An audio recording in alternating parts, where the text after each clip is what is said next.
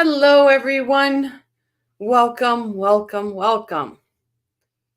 I just want to say welcome to Sky Troop. Thank you for your early bird song. I really enjoyed it.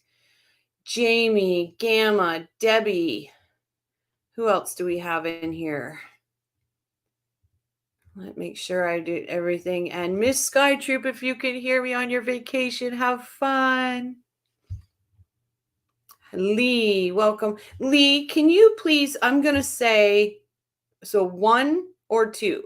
Is it pronounced Lee or Leah? So 1 would be Lee, 2 would be Leah, because I think I'm saying your name wrong and I want to get it correct. So if it's 1 Lee, 2 Leah, then I know if I'm getting it right or wrong. I don't want to pronounce people's names wrong if I can absolutely help it. I make sure I've got everybody. I think I do. Let me just... 2, Leah. All right, I will fix that. Thank you. Hi, Ange. Welcome. And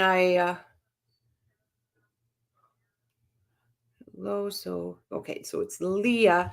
I will definitely change that and make sure I get it right each time. And I do apologize that I have not been saying it right. Ange, chances are probably not. Probably not.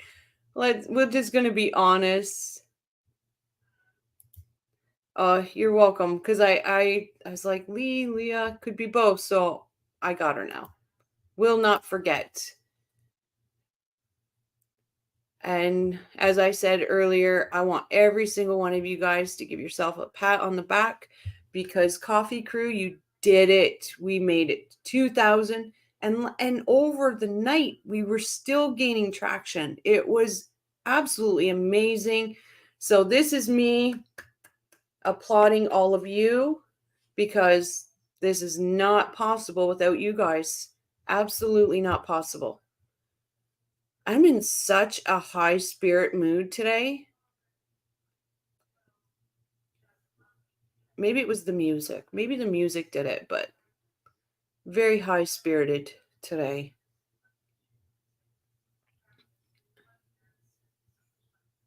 Yeah, absolutely. Tonight will probably go way off the rails. But what is it? What is it if there was a night on Crime and Coffee that it didn't go off the rails? Hi, one man's. Welcome back. Haven't seen you in a little while.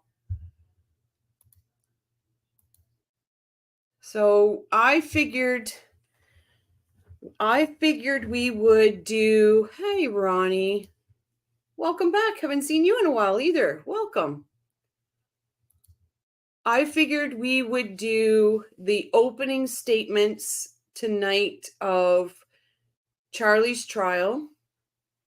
And then not tomorrow. There won't be a live tomorrow, only because I'm working on merch. I'm working on getting basically the lottery done for the live. So I have all that to do tomorrow. So there will not be a live tomorrow.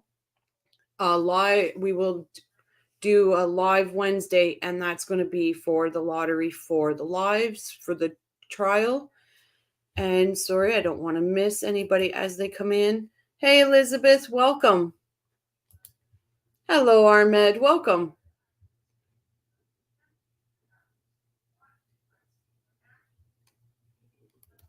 I guess what strategic muted himself today, Rochelle. Who's that?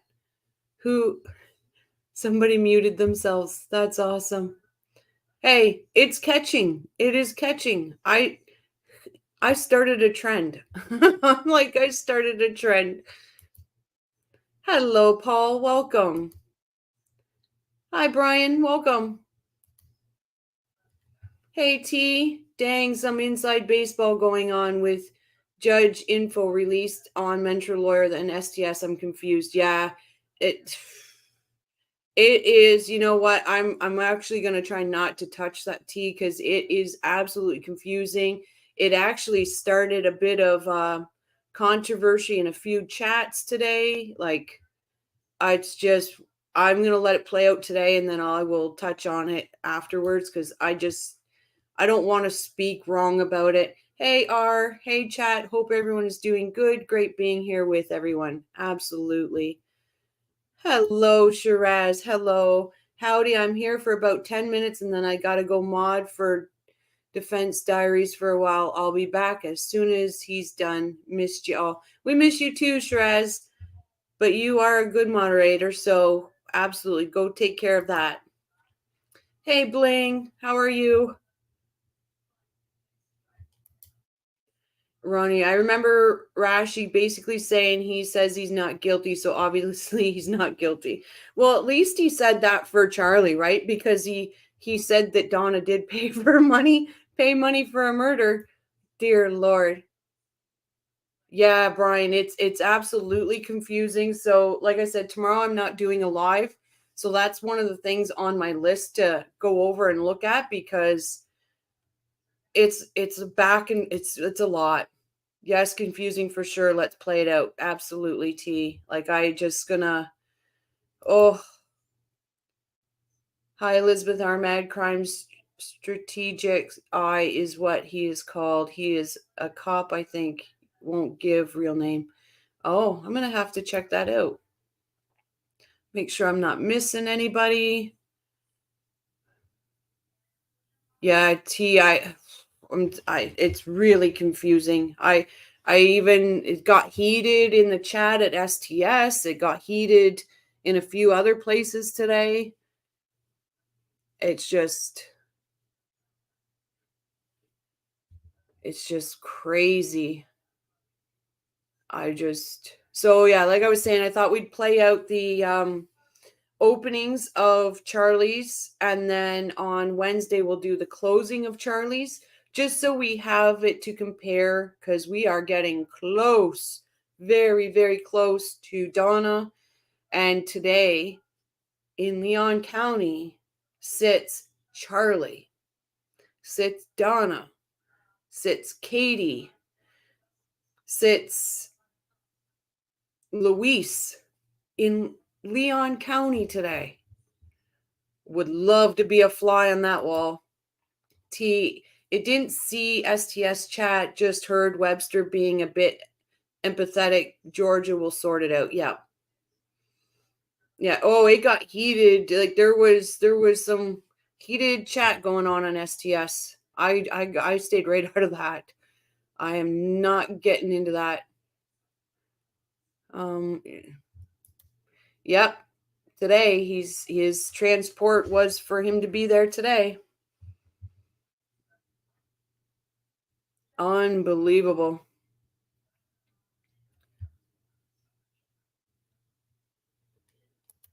Yeah, chat is erased, I think, on replay. STS, yeah, there was a few creators in there and it got heated. So I was just lurking. So I was like, I'm not even a part of this. I'm in too good of a mood for that today.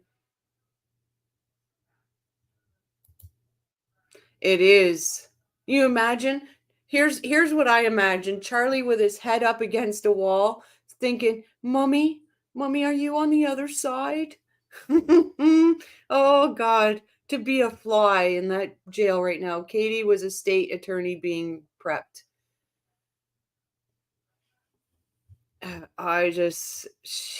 This is, oh, how fun for her. Happy she's out and enjoying her friendship. Yes. She said she'd listen in once in a while, so I'm just sending out happy vibes for your holiday with your friend Mrs. Sky. Hope you enjoy every minute of it. Button on the way in, please. Thank you, T. Yep. I can see it. I can see Charlie like, or you know how they say they flush. Who is it that told me, or I seen it on one of the shows where they will flush the toilets and then they will start trying to talk through the toilet pipes. Can you see Charlie with his face deep in the toilet going, Mom, can you hear me?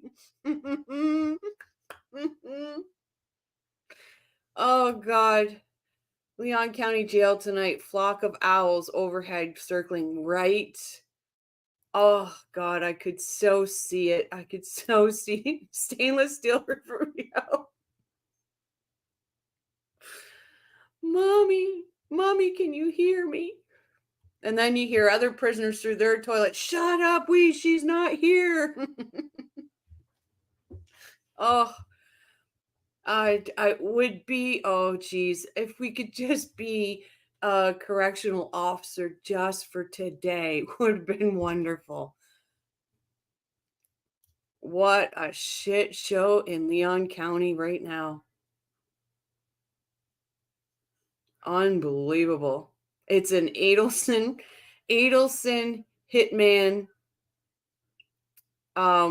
reunion, but they just can't see each other. Hello, Marie. Hello, or Marianne, sorry.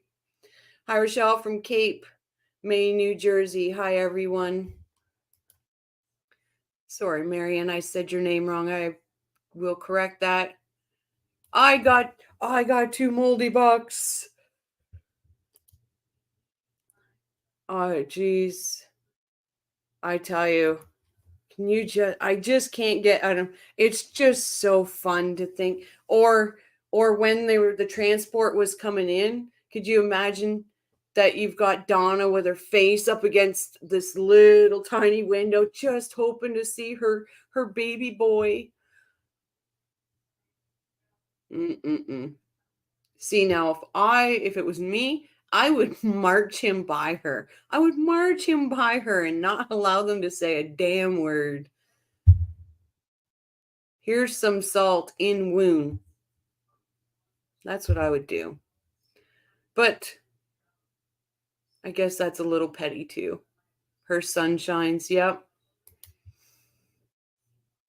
I think that it's probably very petty of me to say that, but I would. They deserve all the misery they get.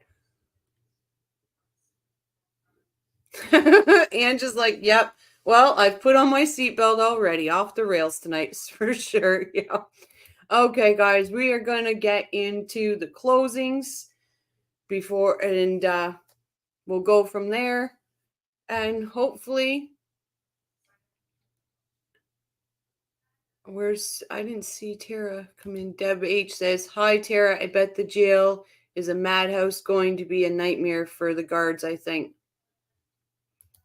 Elizabeth says, I'm mostly a lurker, guys, but only because I have severe rheumatoid arthritis, so my hands are pretty effed up. Elizabeth, you are part of the coffee crew. If you are chatting or not, you are here. We know you are here, and I will make sure once in a while I say hello to Elizabeth. I will give a shout out throughout the night. The sun didn't shine out her ass no more. The sun didn't. No, it's not. Hi, Lorio. Welcome. Okay, here we go. Let's get this train back on the rails. Oh, this R says, Charlie being the soft bitch he is, crying, telling Donna, Mom, they keep brushing and flossing my teeth 40 times a day, double on weekends. I was just playing about being El Maestro, Mom. I miss home. T, I think it takes a while for the chat to render for replay viewers. Hope they didn't have to delete chat. I hope not. It's like I said, it just people all, like I literally said, is there a full moon coming? Is there a full moon? Because people are getting very, very territorial over their thoughts and their opinions when it comes to this case. People are really like foot in quicksand and not moving, not budging for anybody. It's very weird. First bumping you high, same here. Okay, and Gamma says, I hope there's no LK in Leon County Jail tonight. Oh gosh, I just would love to be on the fly in the wall. Hey, Jibs. Girl, you are killing it. Party, party. You know what? And you just come in, Jibs, but I've told the other coffee crew, give yourself a pat on the back because it's you guys. You guys made this all possible. This is equally parts of an achievement for me, but it's the coffee crew's achievement too. We are in this together. Yeah, I'm getting a little wigged out. I'm not going to go to Tallahassee. I got skeeved when Patty mentioned something about a law student working for Rashi that was talking to people in the gallery. Yep. It's I don't know what it is, but people are stomping their foot and they're not budging and you can't, and then it just becomes it's becoming like a vitriol thing. And I'm staying out of that because what I see it as, this is not about my opinion or anybody else's opinion. The bottom line of this whole thing is justice for Dan. Everybody has their opinion, everybody has their view on it and all that, and that's what we do in here. We discuss it. But at the end of the night, if I can be proud of the show that we have done and understand that it's all for justice for Dan, I'm happy. And people just need to bring themselves back to remember that it is justice for Dan. 100%. Oh my goodness. Thank you so much, Marie. Thank you for the super sticker. You guys support this channel amazingly, and I cannot thank you enough. I cannot. And thank you so much, Marie. You've actually, Marie, you're part of the OG crew. You hung out with me when there was hardly anybody here.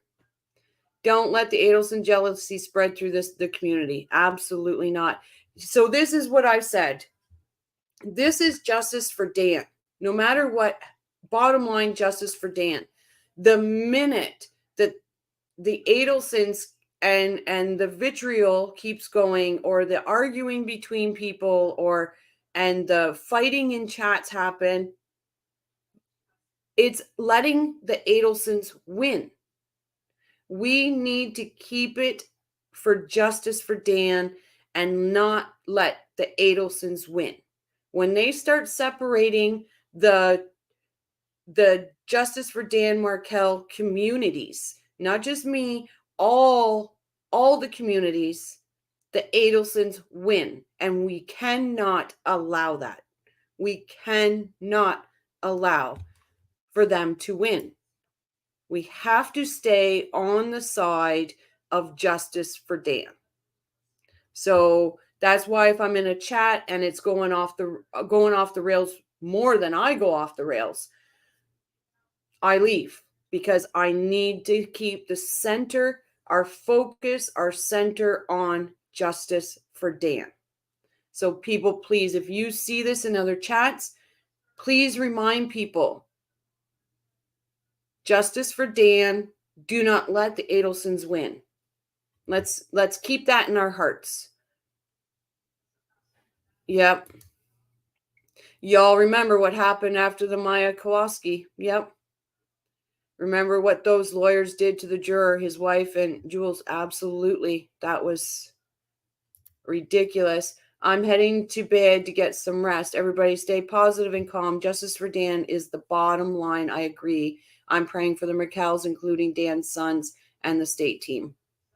We are the state's cheerleaders. We are the Markels support team. We are their strength when they're in that courtroom, by sending them all the positive energy vibes to keep them going through this.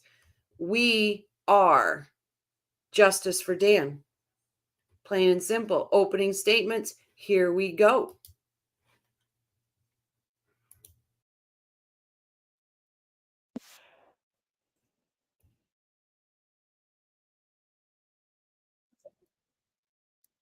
state of Florida in this case, along with Georgia Kappelman.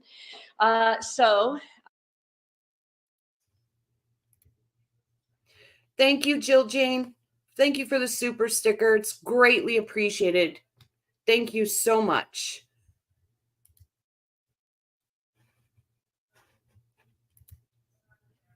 Adelson's get bent. That's great. Thank you, Shiraz. Thank you for that. You have fun over there. See you soon.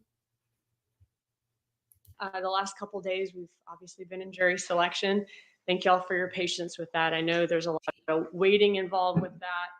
In jury selection, you know, each side was able to kind of talk with you about your feelings and concepts. Your feelings about the law and different concepts. But now it's time for opening statements, where each of us is going to kind of give you a roadmap of what we expect that the evidence in this case will show.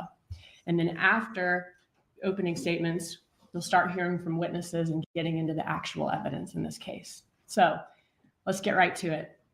The reason that we're here today is because the defendant in this case, Charlie Adelson, hired a hitman to kill his former brother-in-law, Dan Markel. This murder was set into motion because back in 2014, the defendant's family, the Adelson family, had a big problem. And that big problem was Dan Markel. And the solution to that problem was this defendant. This defendant was the solution to that problem because he had a girlfriend with connections to the type of people who were willing and capable of pointing a gun at a complete stranger. Shiraz, you are so generous. Thank you so much. You are amazing. Oh, look at the super sticker. I have it on YouTube too, so I can see it. You're amazing. Thank you. You are amazing. The coffee crew is amazing. You guys, every night you warm my heart. Every night. Thank you so much, Shiraz. Absolutely. What a wonderful gift. Yep. Thank you so much. You all just warm my heart every night. Charlie does look uncomfortable. And pulling the trigger. The victim in this case was known as Danny to his friends and family. He was a loving father to two little boys. He was a highly respected professor at Florida State College of Law. And tragically, on July 18th of 2014, Dan Markel was shot twice in the head in broad daylight in the driveway of his home in the Benton Hills neighborhood here in Tallahassee. The last day of Dan Markel's life that day began like any other of his mornings that summer. He woke up, he drove his two little boys to preschool and dropped them off, and then he drove over to the gym to work out. After finishing his workout, he returned home. He pulled in his driveway, opened his garage, but little did he know that throughout his just normal routine that morning, he was being followed. He was being followed by two hired hitmen who traveled all the way from Miami to Tallahassee for the sole purpose of murdering him. And just like something out of a horror movie, he pulls into his driveway and the car that, unknown to him, pulls in right behind him. Moments later, Dan Markel's neighbor heard a gunshot. He looked out the window and he saw a light-colored Toyota Prius backing quickly out of Dan Markel's driveway and then speeding away. The neighbor waited for a couple minutes to see if maybe Dan Markel came out of his house or backed out of his driveway too. And when nothing happened, this neighbor got that funny feeling that maybe something could be wrong here. So he walked over, and what he found was a gruesome scene. He walked in the garage and saw that the driver's side window of Dan Markel's car was shattered. He saw Dan Markel was still behind the wheel. He was alive, but he was moaning. He was unresponsive, and he was terribly injured. The neighbor then goes and calls 911. Law enforcement. Oh, Bling, thank you so much for your support. Thank you so much. I do truly appreciate it. I wish I could come up with another word to tell you how grateful I am for the support you all have shown this channel. Thank you. Welcome back, Bling. Hey, Anne. Welcome back. And Linda, I said it quietly, but welcome, Linda. And thank you. You are all amazing. Truly are. Arrives and they find Dan Markel unresponsive with gunshot wounds to his head. He was then taken to the hospital where he survived for several hours before he was actually pronounced dead. Dan Markel was 41 years old, and his little boys that were deprived of their father that day were just 3 and 4 years old.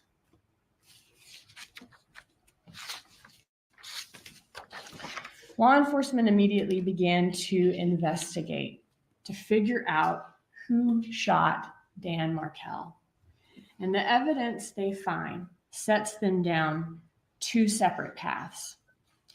One path is that they had to track down that light-colored Prius that the neighbors saw fleeing from the crime scene and identify who was inside that Prius.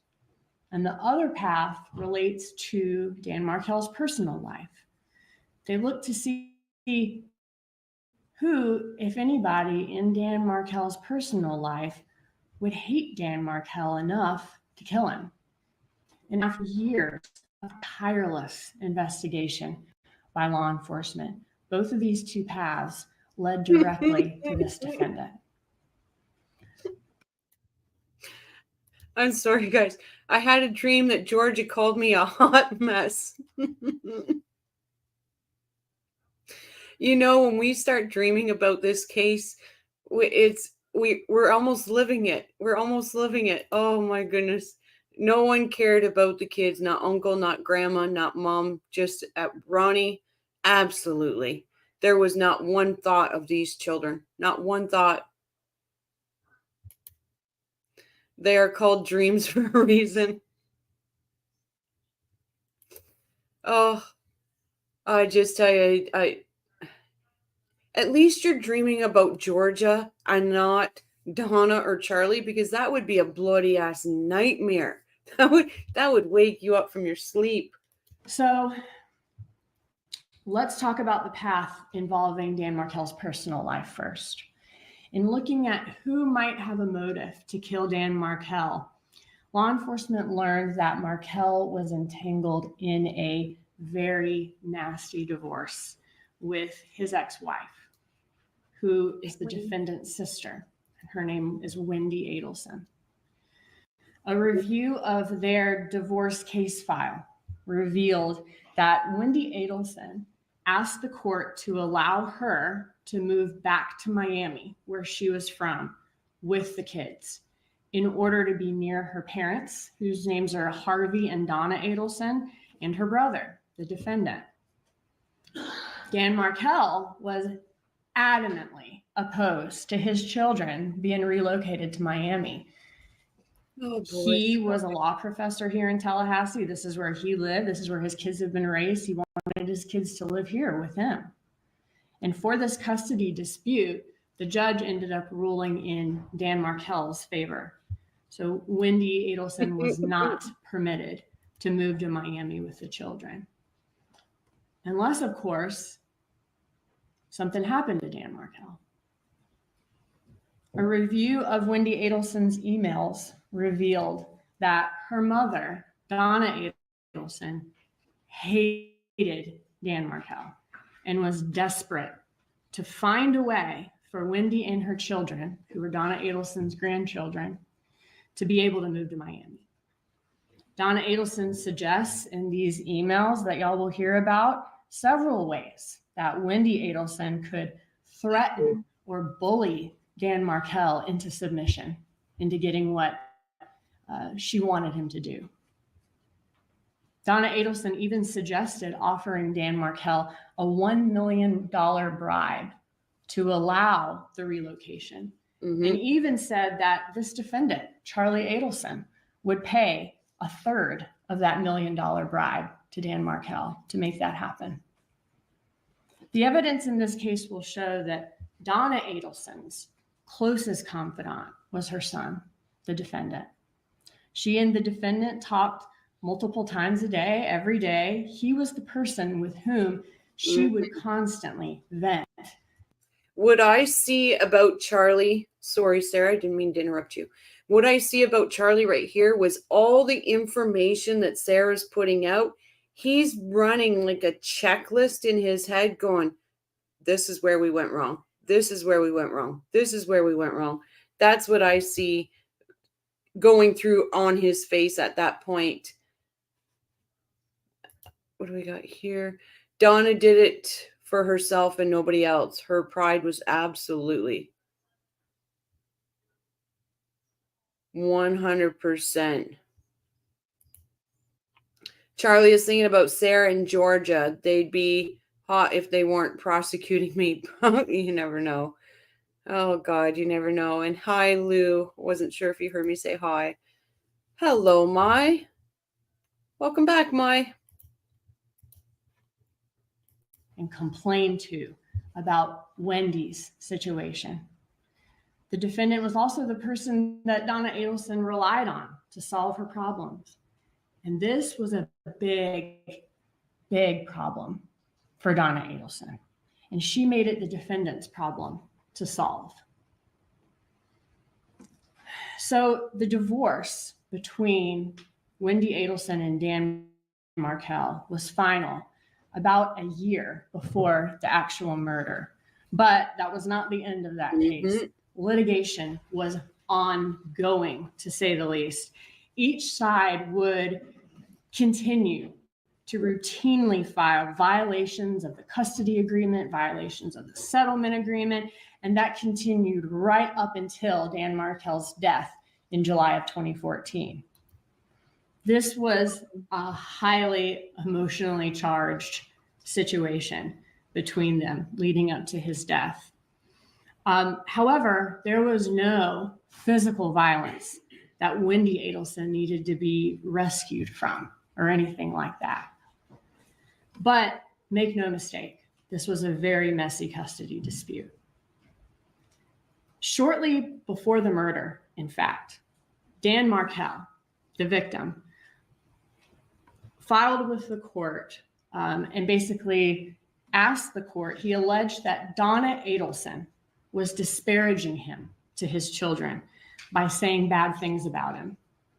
And he asked the court to enter an order preventing Donna Adelson from having unsupervised contact with her grandchildren. This motion was still pending in court when Dan Markel was killed. The murder of Dan Markel ensured that an adverse ruling on his motion would never be a problem for the Adelsons. And just about 48 hours after the shooting, Wendy Adelson and the little boys relocated to Miami. Shortly thereafter, moved into a home within walking distance of the Adelsons' Miami home. Within a year of Dan Markel's murder, Wendy Adelson legally changed Dan Markel's son's last name from Markel to Adelson. And just like that, their father was just effectively erased from their lives at 3 and 4. And the Adelsons family, their big problem had been solved. You'll hear during this trial that the Adelsons are a very tight-knit family. The defendant and his parents, Harvey and Donna Adelson, they actually even all worked together at the Adelson Institute, which was their family's dental practice. At the Adelson Institute, the defendant and Harvey Adelson were dentists, and Donna Adelson managed the office. After Dan Markel was killed on July 18, 2014, law enforcement interviewed. Sorry, Sarah. Lou says, do you think there'll ever be a nonfiction novel about this case called Staple Puzzle Pieces? Or is that just too abstract a title? I said this the other day, like there's somebody's going to get the rights to this for a book. Somebody's going to get the rights to this for a movie. Can you imagine? Like, okay, I know this is off the trail, but you know how big the Twilight movies were, right? I could see a series of movies about the Adelsons that would surpass the amount of people that followed those Twilight movies. I can see it. Like everybody waiting for the next season or the next movie to come out. But I like that title though, Stapled Puzzle Pieces. I do like it. Oh God, please no, Linda. Don't put that out to the universe. We don't want Rashi to write the book. It'll probably be worse than Wendy's book. Oh, I think Rashi was named after a foot or butt cream. His name sounds like something they would use in India to brand those creams. Oh my God. Hey Bob, welcome. Oh, right. Hello, Matilda. Stranger than fiction. This it. I'm telling you. Oh, look at this. Thank you, Ange. Thank you so much for this super sticker. Greatly appreciated. Truly is. Maggie, the number of times she has mentioned Donna says it all regarding their plans and who is up next. Absolutely. Charlie's trial was Charlie and Donna. That's what I think. Donna's trial is Donna and Wendy. I could almost see it going like ass bomb. Oh, can we please change his name to Ass Bomb instead of Rash Bomb? I'm all for it. Oh God, here we go. I can feel the rails ending underneath us. That's why he smells his fingers. Oh geez. Hey Grimly, welcome to the crew. The Coral Springs Coordinators. Oh, that's a good one. Oh God. Yes, again, Ange, thank you for that great support. You can really feel the rash. Bring on the rash. Oh God. Would anybody mind if I start calling him Ass Bomb? Or is that just taking it a little too far? Oh. He's long done. Look at this. I went off the rails. He's long Dan Silver, a pirate life for me, yo ho. Oh, that was great, Ash Bomb. Rashi has more crack than Harlem.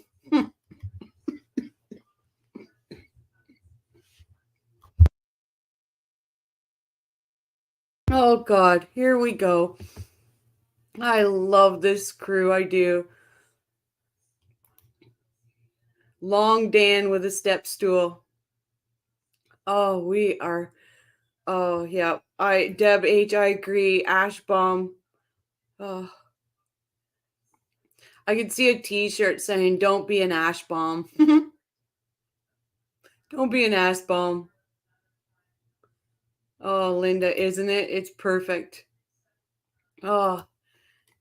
Hey, Rochelle, welcome back. I can't wait for Georgia to ask Wendy why she chose the day Charlie asked Katie if she knew anyone who could harm someone to pull the plug on the Tallahassee house.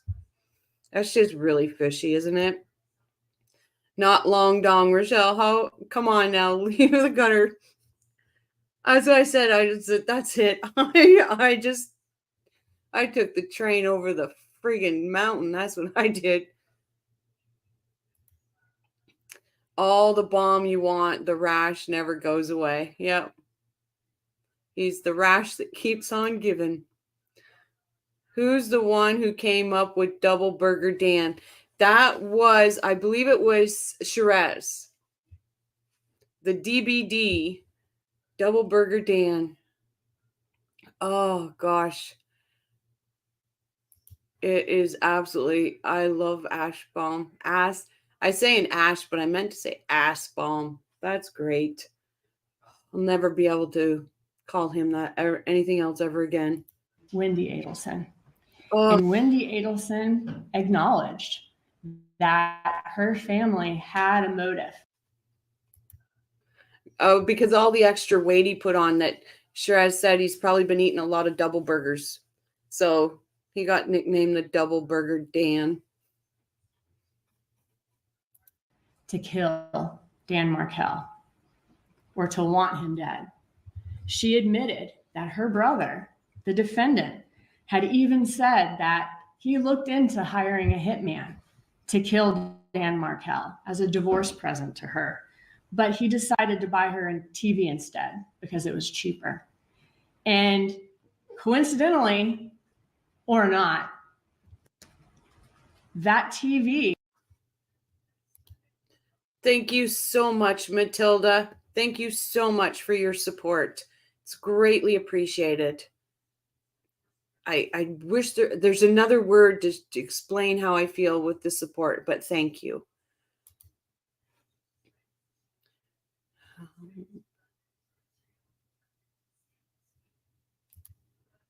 Right here, he's going to throw Wendy under. He should have. He should have, Jill. His neck has that double look like a whiplash brace. She went to buy the Tallahassee house as part of her sick plan to push her mom and Charlie's buttons to get things in motion. That is a good way of looking at it, Marie. I have to agree with that.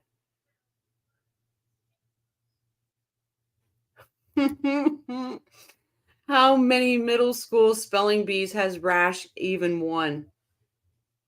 I bet you Donna's got one more on him. Oh, this is a good night. I'm in such a good mood. That this defendant bought his sister as a divorce gift instead of hiring a hitman would be Wendy Adelson's alibi for the morning of the murder when the victim was killed by a hitman. So this path of looking into Dan Markel's life to see who would have a motive to want him dead leads law enforcement to the Adelsons, including this defendant, a man who told his family that he'd looked into hiring a hitman to kill Dan Markel. The defense asked yesterday in jury selection, who's talked trash or heard somebody talk trash about an in-law, which is not a rare concept. A lot of people don't like their in-laws. But the difference here is that the defendant's comment stopped being just a little bit of trash talk when Dan Markel was actually killed by a hitman. While the police are trying to investigate, who in Dan Markel's personal life may have a motive to kill him, they're simultaneously going down that second path I described to y'all, which was tracking down the vehicle that the neighbor saw fleeing the crime scene. When law enforcement retraced Dan Markel's steps the morning of the murder, they uncovered some chilling surveillance video of a Prius fitting the description of the one seen by the neighbor, following Dan Markel into the Premier Gym parking lot, waiting for an hour while he was inside, and then following him home from Premier Gym back to his neighborhood. They got these surveillance images from city buses, from Premier, from everywhere they possibly could. And these surveillance images, coupled with a massive amount of phone data and SunPass records gathered in this case, helped police to eventually track down the exact car used in this crime. But police still had to figure out who was in the Prius and why did they kill Dan Markel. As part of this really painstaking review that law enforcement did of all of these records, and when I say painstaking, finding this Prius and finding these all of this evidence and all of these records was not an easy task. And it took longer than your average investigation. It was very difficult to do. They combed through tons of phone records and even did what's called a tower dump, which is where law enforcement collected a list of all of the cell phone numbers that communicated with the cell tower that serviced different spots in Tallahassee that Dan Markel was at that morning, including Premier Gym, when the suspect's Prius were there. Because they thought if the person in the Prius was using their phone at the time, then their number. Lou says, do you think if Donna hadn't wanted to raise the Markel brothers, Wendy might have given Dan primary custody so she could move to South Florida and live? I think so, Lou. I think so. It's like, even when they did move to South Florida, we all know who had those children most of the time. I think if Donna hadn't wanted to have control over those two young boys and to relive her Robert Charlie, I honestly think that at some point Dan would have had full custody of those kids. I don't think that Wendy is a mom by heart or any of that. I think she's a mom for show. I think that's what I get from Wendy.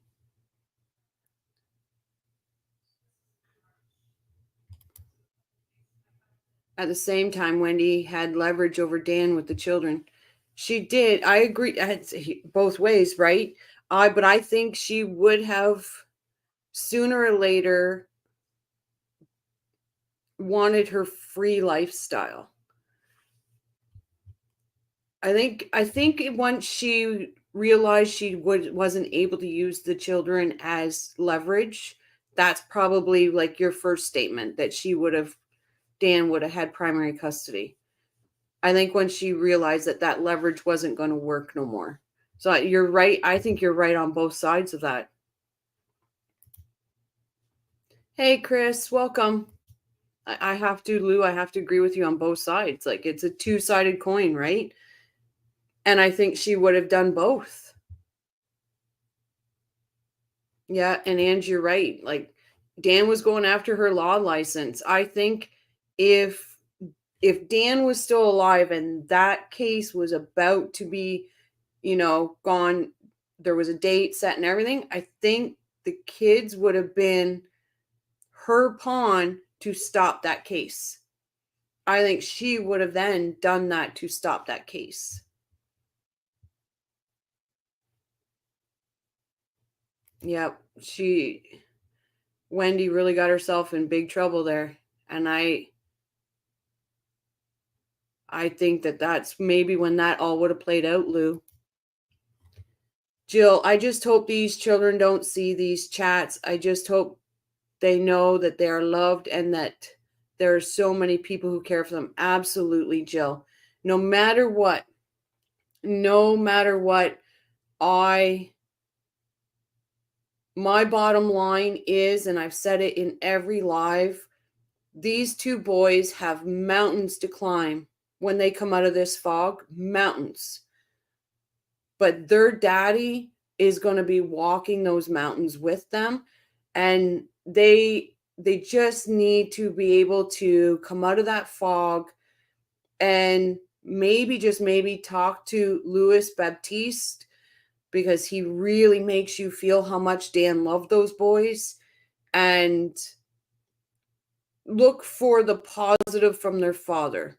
And he will, I have no doubt he's going to be walking every step of the way with his sons in any way possible. But it is, the boys are, we all can send our good energy and our good thoughts and prayers for those boys. We can lift those boys up when they need to be lifted up. There's a community that's surrounding that will lift them up. Yes, I spoke to Hugh, and he actually sent me a message today, so I have spoke to Hugh today.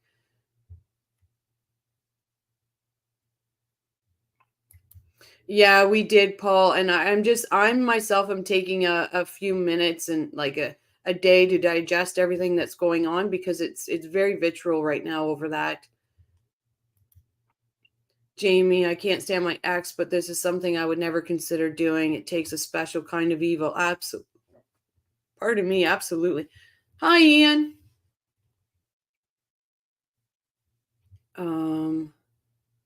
Lee, Gamma, you're welcome, Gamma. Hey, Renee, welcome. Yeah, like I said, those boys, I pray for them every night, because I cannot imagine what they've been told, what they've read, what they see. And all I can say is, if those two boys happen to find, I'm going to say this right now, if you two boys happen to find my channel, please do yourselves a world of favor and please look up Luis Baptiste. What he says about your dad makes every one of our hearts swell. So please look up Luis. Talk to him. He will explain to you your daddy. And we will get back to that. But as long as we all hold those boys in our hearts, even though we don't know them, and send out good vibes, I believe we are going to have some amazing people, amazing adults, amazing men, amazing husbands, and amazing daddies in those two people, in those two children. Will be somewhere in this tower dump. They combed through all of that data and they found a number with a Miami area code belonging to a man named Sigfredo Garcia. Law enforcement examined all of Garcia's call logs and saw that he was in frequent contact with another number that was also present at Premier Gym that morning. And that number belonged to a man named Luis Rivera. Luis Rivera is a lifelong friend of Sigfredo Garcia and is also from Miami. Police then looked at all of Garcia and Rivera's phone records, which showed that their phones left Miami about 2 days before this murder on July 16th of 2014. The phones came to Tallahassee. And that's why this channel is a safe place. If we see that there's something that's very controversial and people are very heated at the moment, I just want us to take a step back, evaluate it, and then we'll go at it, because right now it is heated out there. Very heated. Tallahassee, and on the day of the murder, July 18th, they followed Markel to Premier Gym. The phone data is consistent with both men turning off their phones just minutes before the murder and leaving their phones off until about an hour or so after the murder, when they're well on their way back towards Miami. And then a bank's ATM camera caught both Garcia and Rivera in that light-colored Prius once they arrived back in the Miami area when they stopped at an ATM. So,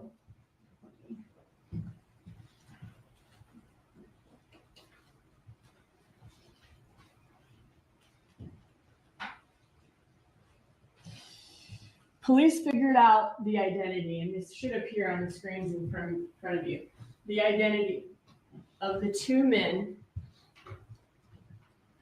responsible for following and killing Dan Markel. Luis Rivera, his nickname is Tato, and Sigfredo Garcia, his nickname is Tudo. But they continued to look for evidence of why two seemingly random men came all the way to Tallahassee to kill a man, Dan Markel, that they'd never met. You know, what or who is the connection between these killers and the victim? Well, phone records reveal that one of Sigfredo Garcia's most frequent contacts was a woman named Katherine Magbanua. Her nickname is Katie. Garcia and Katherine Magbanua have a long history of an on-again, off-again relationship over the course of many years, and they actually share 2 kids in common. And lo and behold, when looking at the phone records, Katherine Magbanua is also one of the most frequent contacts of this defendant, Charlie Adelson. Law enforcement learned that at the time of Dan Markel's murder, this defendant was dating Katherine Magbanua. She was his girlfriend at the time. So Dan Markel was a problem that this defendant needed to solve for his family. The defendant was looking to hire a hitman to kill Dan Markel. Dan Markel ends up being killed by a hitman. And who ended up being the hitman? It was someone with a close relationship to this defendant's girlfriend. The hitman was the father of his girlfriend's children. So you can see how both leads in this case, followed by investigators, both of them charted paths to this defendant.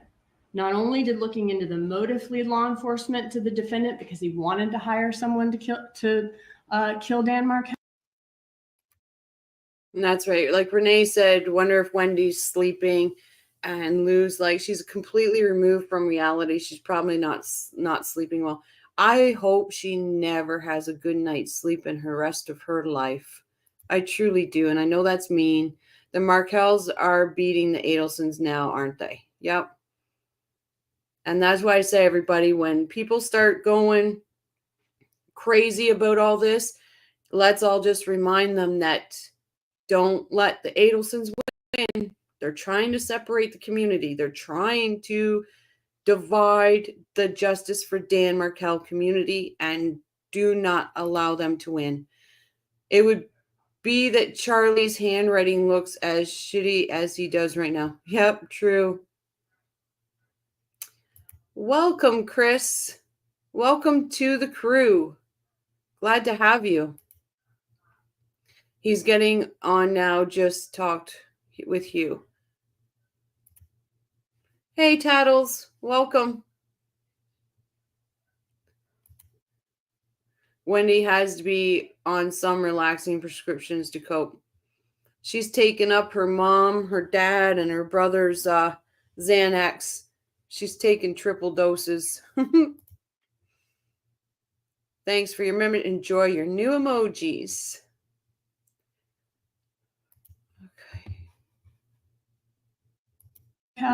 But looking into the car, fleeing the scene, also led law enforcement to the defendant through his girlfriend at the time. So 2 different investigations arriving at You're right, the same Paul. conclusion.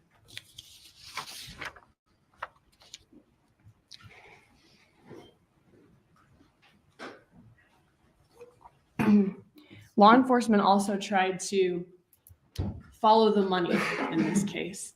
And that was a third way that the evidence in this case points to this defendant.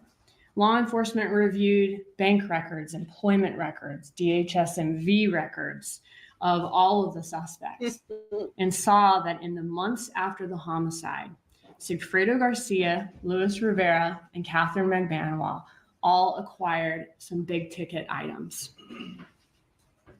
Rivera and Garcia both bought motorcycles and cars. Absolutely, Linda. I pray Wendy never gets a moment peace after what she's done to destroy so many lives. Karma is a bitch, and karma's got your name, Wendy. Karma's got your name.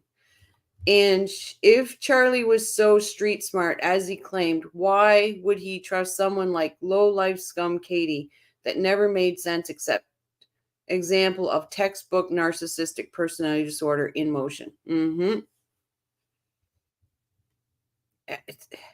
He really truly thought he knew it all.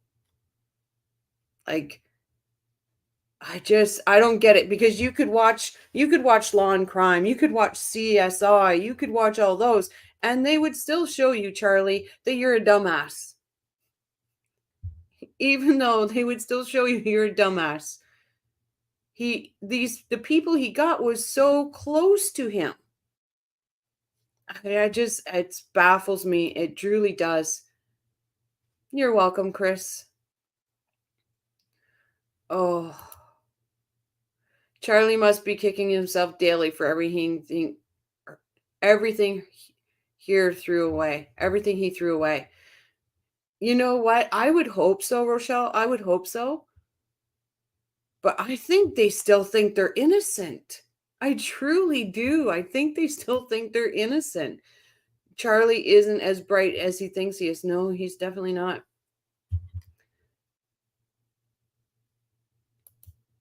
Yeah, he's probably like, if only this or only that.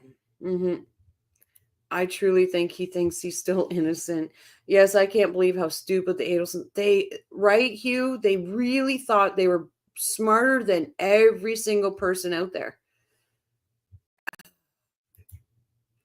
Hey, Frog, Charlie's not attractive. Once you look under the lid, he just gets grosser and grosser. Absolutely. Once you see the true Charlie Adelson, he's like friggin' like an ogre. And I mean that Shrek looks better than Charlie Adelson.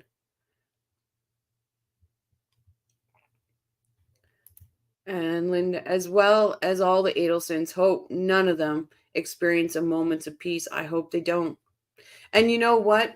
I thought a few times, I hope Dan does haunt them every day, but I don't want Dan to do that. I don't want Dan to do that. Let them haunt themselves every day. Like, when they close their eyes, I hope they see, you know what I hope they see? I hope they see those autopsy photos in their mind every time they close their eyes. That's what I hope they see.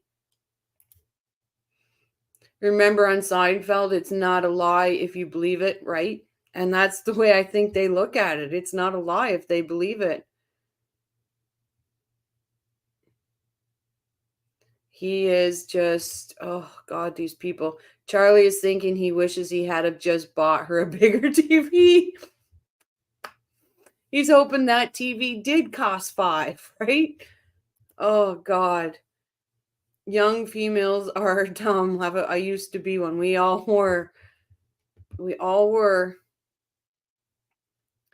This family, I think, I can think about it over and over and over again, and they still, every little piece, a new piece of evidence, a new this and that, it makes your mind, it just boggles, because we're normal. We're normal human beings. Those autopsy photos bothered Charlie, but for the wrong reasons. Yeah. But if that was the main picture they see every time they close their minds, I'm okay with that. I'm okay.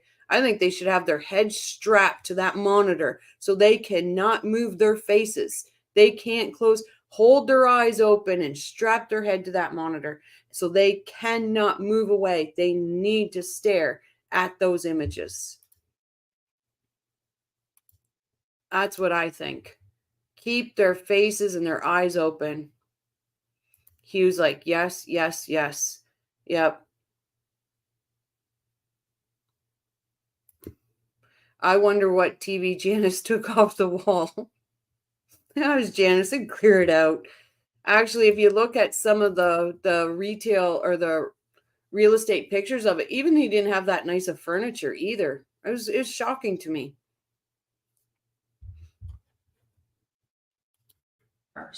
Katherine Magbanua got a breast augmentation surgery and later received a black Lexus sedan whose previous owner was Harvey Adelson. Katherine Magbanua's bank records were analyzed, and there was no check ever written or matching cash withdrawal for the car or the breast augmentation, which was paid for in cash. Bank records also showed that Katherine Magbanua's account had a huge spike in cash deposits right around the time of the murder. She deposited more money into her account in the 5 weeks following the murder than in the entire previous year before the murder. This was during a time when there was no record of her being employed anywhere. Also, about 2 months after the murder, the defendant added Katherine Magbanua to the payroll at the Adelson Institute. And she began receiving regular checks from their business account every 2 weeks for 2 years after the murder. And this was despite the fact that she did not work at the Adelson Institute. So the money was talking, but what were the suspects saying? That's what law enforcement wanted to know. So as they're examining the phone records in this case, they see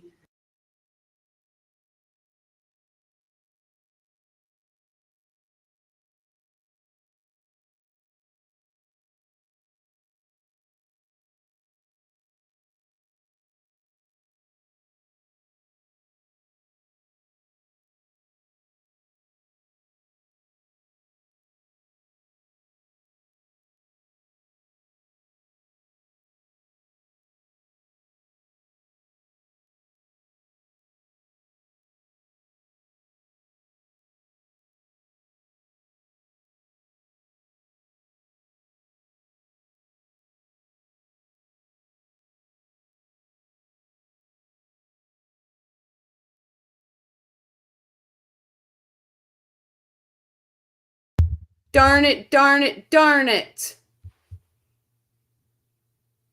Darn it. Oh, well, there we go. What is it without crime and coffee and mute? Donna gets her chance to see them at her trial. Absolutely, Debbie. And hello. I'm just, oh my goodness. I say, which one? I know. Hello, Ted. Oh gosh, guys. I just can't every time. Hello, April. Please play this over again. What part?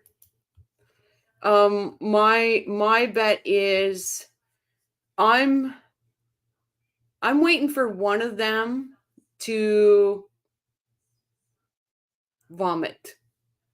And I don't know if it's going to be Donna or if it'll be weak stomach Wendy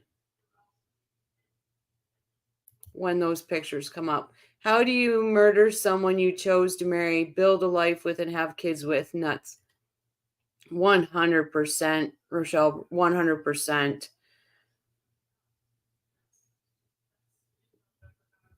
I just, April, I'm not sure which part you want played over again. Please let me know. Oh gosh, this mic, I just can't with it. Wendy vomiting at the defense table. I wouldn't doubt it, Lou. What a show that would be. Hello, genuinely Gina, sorry. I'm bad pronouncing. The whole Sarah over again? We just actually started. We've stopped quite a few times.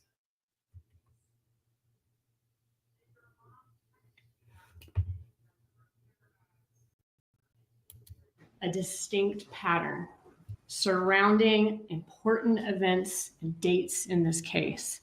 The phone calls, and they can't see the content, they can't hear the content of these calls in these phone records, but they see that the calls are occurring.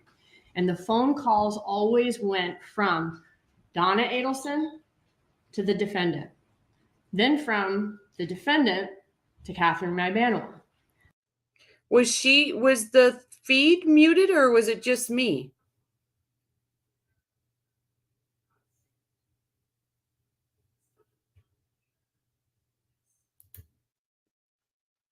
Yes, I'm guessing it's easy for people like this when you claim that you weren't attracted from the beginning. Yeah,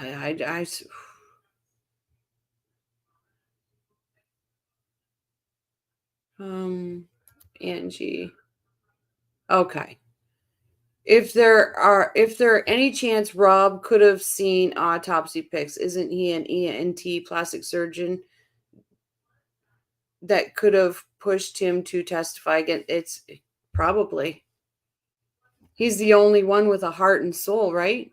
Okay, thank you, Tad. It was just me. Okay, thank you. Just me. Okay. I was like, Sarah was muted too?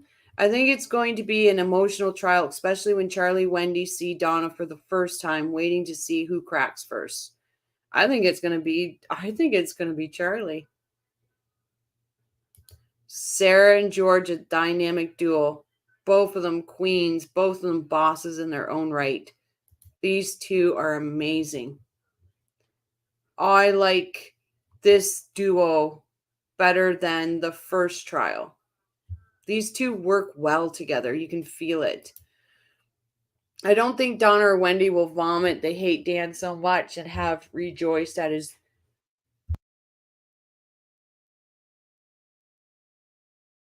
Pardon me, guys. I am battling these allergies like a good thing.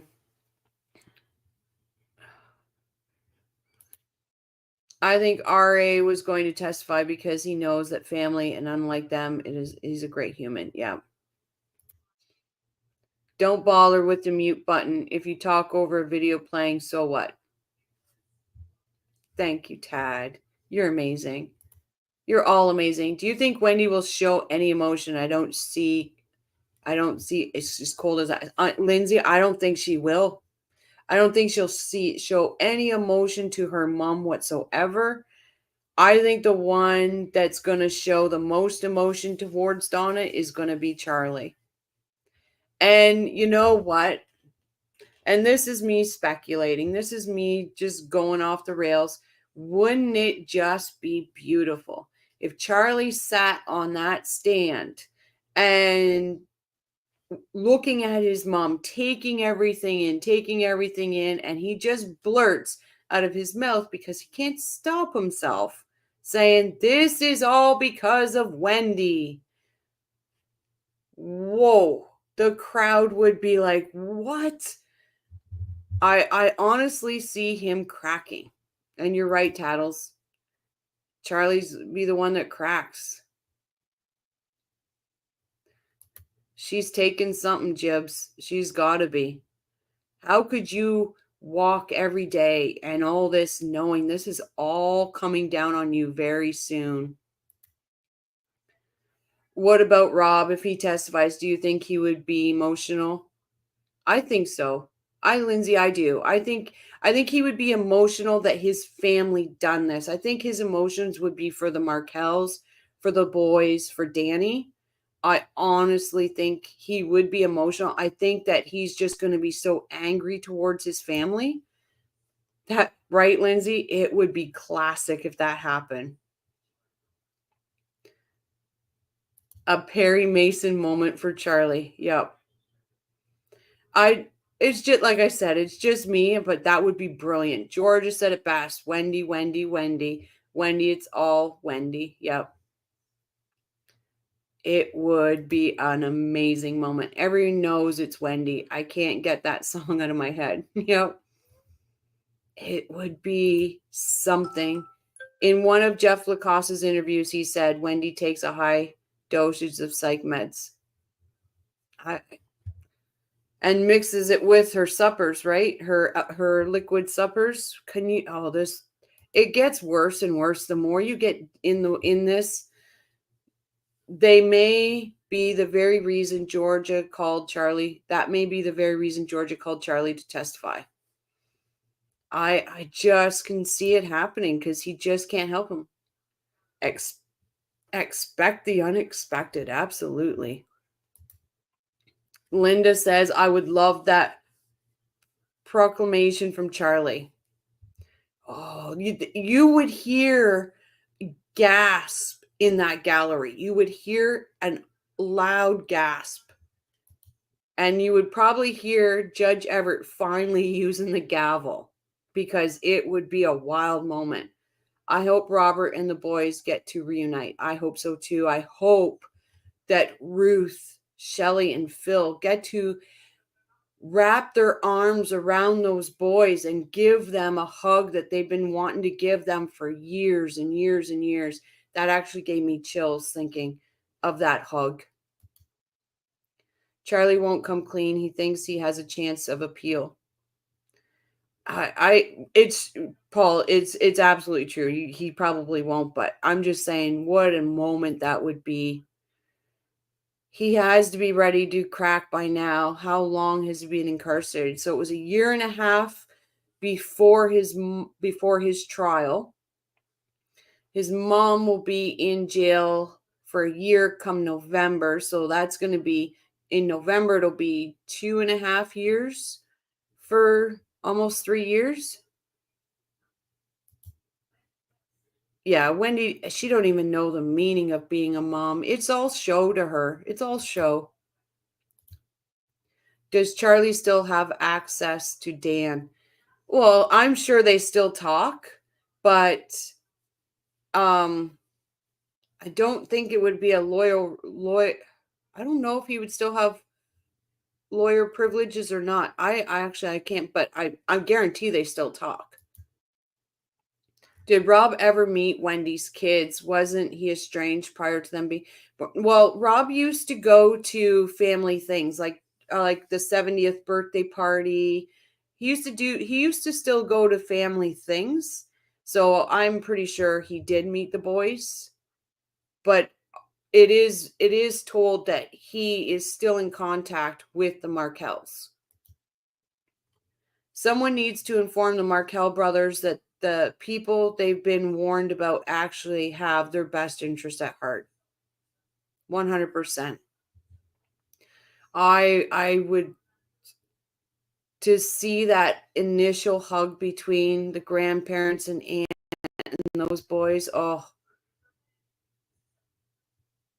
yeah, he is a appellate lawyer now. Hey, True, welcome. Grimly says, Wendy took Charlie's place as the carefree playboy playgirl in South Florida. Charlie and Donna were complicit in making Wendy a trust fund baby, and then he complained about her winning the lottery. Yep. Absolutely. Did I see that you're already at 2.18 subs? Woohoo, you got. And it's all because of you guys. The credit goes to you guys. You guys are absolutely amazing. 100%. It's all you guys. I pray the boys get to unite with their grandparents. So do I, Hugh, every night. Hi, Monarch. Hi, all. New sub from Patty's Playhouse. I've always said paella was for Wendy in Spanish. We say paraella.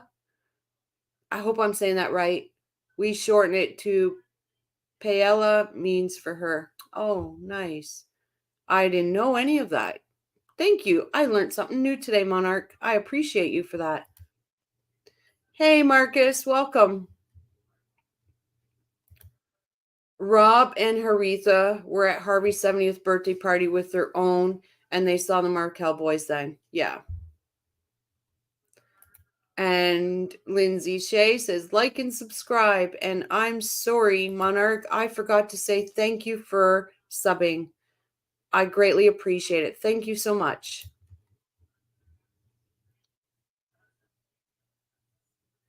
I am so grateful for every single one of the chatters. And all the ones that aren't chatting. And Elizabeth, I didn't forget about you. I know you're out there and I know you're watching. So I just throwing a shout out to you, Elizabeth. Then from Katherine Magbanua to Sigfredo Garcia and back the other way. Kind of like train cars, they only touch the car right in front of them. You know, Donna Adelson never calls Katherine Magbanua or Sigfredo Garcia. Charlie Adelson never calls Sigfredo Garcia or vice versa.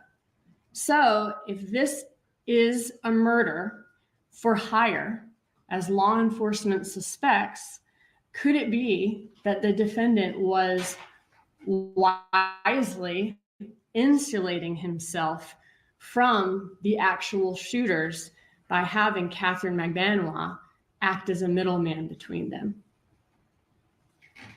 Law enforcement decided to launch an undercover investigation designed to clarify who the members of the conspiracy were and how information traveled within this conspiracy. Mm-hmm. So police applied for and received court authorization to listen in real time to the phone calls of the defendant and Katherine Magbanua. And this is what's known as a wiretap. By this point, the point that the law enforcement received authorization to do this wiretap, it was April of 2016. So it's been not quite, but almost 2 years since the murder of Dan Markel, which occurred in July of 2014. So by April of 2016, the defendant and Katherine Magbanua are no longer dating at that point. They've been broken up since the fall of 2014. Katherine Magbanua is actually back together with Sigfredo Garcia, the father of her children, at that point. The defendant has moved on to many other girlfriends since Katherine Magbanua, but the defendant and Katherine Magbanua are still in regular communication and have remained very close friends since the murder. And Rivera, who was the second hitman in that Prius, he, in April of 2016, was actually in federal prison doing time on another charge unrelated to this murder. So all of the members of this conspiracy have presumably gone on with their lives, believing they've gotten away with this murder. So even though law enforcement has authority to listen to their calls now, what reason would these people have to still be discussing the murder at this point? So police needed to stage. Sorry, Sarah. True Crime says, Rochelle is growing. So great to see the coffee crew succeeding. I'm a proud Mary. I am so proud of this community, and I am so proud that I have such great people in this community. Every single one of you guys are absolutely amazing. You bring something new every time. You bring a different view, and I just can't say how proud I am of this community. Oh, thank you, Linda. Absolutely love Crime and Coffee. It's the best. Thank you so much. An event that would generate conversation between the conspirators about the murder. And the plan was to send an undercover agent posing as somebody on behalf of Luis Rivera, who was incarcerated, to walk up to Donna Adelson on the street and try to extort money out of her. And law enforcement refers to this as the bump. So this undercover agent walks up to Donna Adelson one day as she's leaving the Adelson Institute during the day. The undercover agent hands Donna Adelson a piece of paper. And on the piece of paper is an article about the murder of Dan Markel with his picture on it and, FSU professor killed. Also on the piece of paper are a phone number and the amount of $5,000. The undercover agent tells Donna Adelson that he knows that the Adelsons are taking care of Katie, and he's there to extort money out of her on Rivera's behalf in order to even things out. The undercover agent never says the defendant's name or anything about the defendant's involvement to Donna Adelson. Then law enforcement listens to see what will happen next. Will Donna Adelson go straight to the police to report this extortion attempt, or will something else entirely happen? As suspected, based on the previously observed communication pattern, the first person that Donna Adelson calls after the bump is the defendant, despite the fact that the undercover agent never mentioned the defendant to her.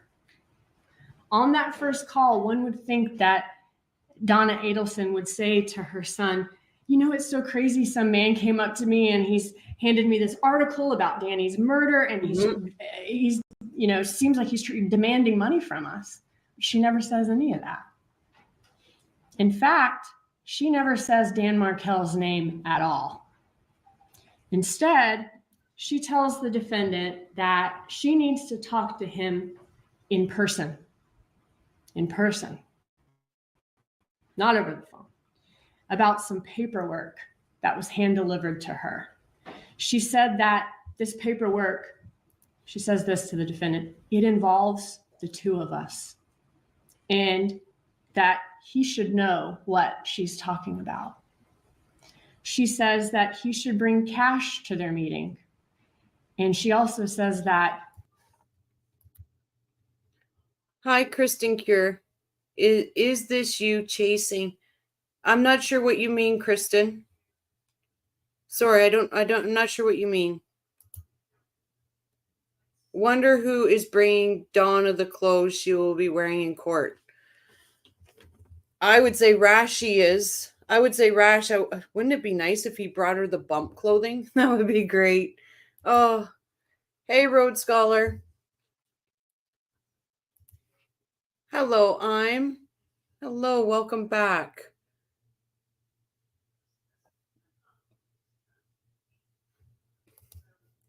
Yeah, right. Misfit dentist on Misfit land. Chris says, is Donna on psycho drugs in jail? I heard another channel. I'm not sure, Chris. I don't know if she would get that or not, because she'd have a psychiatrist. Well, I guess she could pretend that she needed it. There's a good chance. No, I'm sorry, Kristen, because I wasn't understanding what you meant. But if you want to put it in there. I thought she was leaving her apartment. Yeah, she was the bump. She was when she was leaving her really fancy condo. He was so smug. She laid out the details masterfully. Absolutely, Marcus, she did. Get the grandma costume pressed. Yep. I still say they're going to dress her like a 70s, 80s librarian. Oh, Renee. Oh, meant who's picking them out. I don't know, because I don't see Wendy doing it. Maybe Wendy will lend one of her outfits. She should wear her Wheel of Fortune dress for opening. Oh, that would. Morning feed. This is why we get along. Agree. Sarah said she was leaving the Adelson Institute. Oh, okay. Yeah. I did catch that too. But she was leaving her apartment. Or, sorry, the other game show she was on. I always say the wrong one. No, she was on. Oh, sorry. She was on Wheel of Fortune. And Wendy was on. Oh, I can't remember the name right now of the one Wendy was on.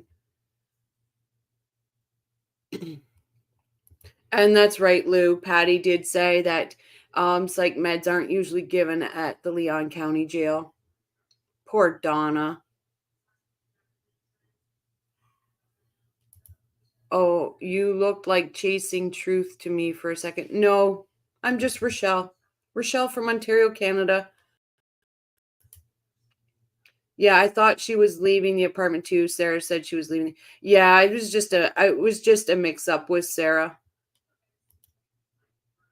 Psych meds for inmates can be rare depending on the reason. Xanax bars and martinis are a definite no. Thank you, Lou. Weakest link. Thank you so much. Hey, Top Cat. Yeah, weakest link. Thank you. The name just was not coming to my head.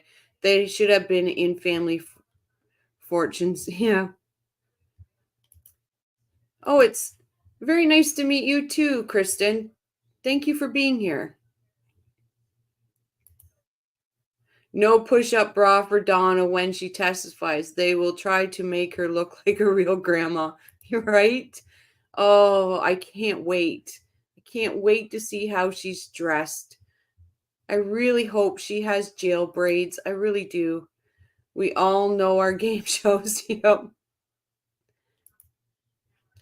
Hey, how are you? Who wants to be a millionaire? Rashi. Rashi wants to be a millionaire. Some people have had violent blackouts on Xanax. Not a good jail commissary. I don't. Oh gosh, eh? Please tell me again who is trying to divide the Markel family and why. So it's not that they're trying, Chris, it's not that they're trying to divide the Markel family itself. The closer we're getting to this trial, I have noticed the vitriol in chats. Like people are like literally putting their foot down and they're not, if somebody says something that they don't agree with, it's starting a lot of vitriol in chats. And I just wanted, for me, I just leave the chats when that happens. I just want people to realize we're all in this community together, and this community is built on justice for Dan. So all this vitriol, if we don't agree with somebody or somebody says something, like in the community, I'm not talking trolls, I'm talking in the community, people are coming at each other. And I just want people to know, when we let our opinions and all of that, and we won't even speak nice about certain people, that's the Adelsons winning. So I just keep coming back to, remember, this is justice for Dan. We're all here for the exact same reason. Does not matter how we came here, how we got here, at what stage we got here. It's justice for Dan. And please just don't let the Adelsons win. So if you're in a chat room and somebody is saying something you don't like, just remind yourself in that split second that we're all here for the same reason, justice for Dan, and not let the Adelsons win. So that's just how I feel right now. I'm seeing it, and I want people to remind themselves. Maybe they will have a special Adelson wing at the Leon County Jail after this said and done. Oh, wouldn't that be something? Jill, that's amazing. Can honey buns be used as bronzer? I have no idea. Oh my, that's great. We should find out, people. Let's find out. Bet you Charlie has put in a few pounds by now. Yep. X. Hey, X. Absolutely peace, love, and banana bread. That's right. Absolutely. Yeah, that was the name of the game show Wendy was on. Oh, okay. Thank you. The drama is always present, but gets more public around trial time or when new evidence is introduced. It's highly ridiculous. A lot of gatekeepers, how it's a money train. Sadly, I don't engage. No, I just want people to remember, and just remember that this all is for Dan. This is all for the boys. This is all for the Markels. We are here for all the same reason. People are so territorial and they're emotional and going nuts. It's weird but true. Facts over feelings, in my opinion. Justice for Dan Markel. He was a great dad gone down in his garage. Absolutely. I have chills because you guys are absolutely saying exactly what I'm saying. And this community, hey, Helly Belly, welcome. And Kristen, nice to find a calm chat. And that's what we're trying to do here. That's exactly what we're trying to do here. Yes, I do. I have super chat, super sticker. It's all, yep, I do. Oh, how do I miss? Hey, you. Exactly. Justice for Dan. We are a community in Crime and Coffee that can discuss matters, agree, disagree, but we always remember that it's justice for Dan. never, ever, ever do we take our eye off that prize. Rochelle, as your channel grows, this kind of thing will start to happen. So I hope you are ready for it, friend. I am. Because you know what? When I speak about Dan, and I've never met him, and I've never met the Markels, but when I speak about him, I feel the truth. I feel that. So and that is what I want to portray. This is more important to me than what's been dropped. Any of this is those boys and Dan, and I will go on and on and on about it. Yes, we are drawn to this shit show, but supporting the Markels is the real reason. Absolutely, Hugh. 100%. It's a dark topic that we throw humor in, not in what happened, not in the stupidity that the rash spreads. Yeah. It's very crazy over the Karen retrial. Yeah. Like, I want a safe place for all of us, and that's what we're doing here. I was composing an email to you when I got distracted. That's why I'm late. I adore Rochelle, real person here, no bullshit. That's a very, very nice thing to say, True. Thank you. Thank you. It's Armin says, I have seen the opening only once. Listen to it now. I realized how the state has set up the narrative of Donna's deep involvement in the murder. Absolutely. 100%. I will go back to it. That's why I changed the ticker. That's why I changed the ticker, because I want anybody that's watching to know this is a safe community to come in and we can discuss. If you're just watching, you're more than welcome in chat. Everybody is welcome. Morning feed, I forgot to ask you, can you please, I know you said you were going to send me those templates. I'm not sure if you did or not. Oh, True. Thank you so much. True just gifted 5 Crime and Coffee memberships. Thank you so much, True. You are a good friend to me. And we have never met. Thank you so much.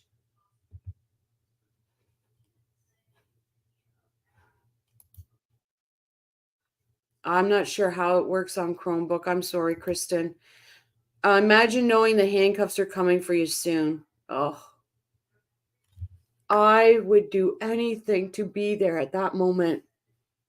And Rochelle can't sing, but she'd be singing, na na na na, na na na na, hey, hey, hey, goodbye. I would. Sorry that you had to listen to that all. Let's go back because we've gone off the rails. This TV is about 5.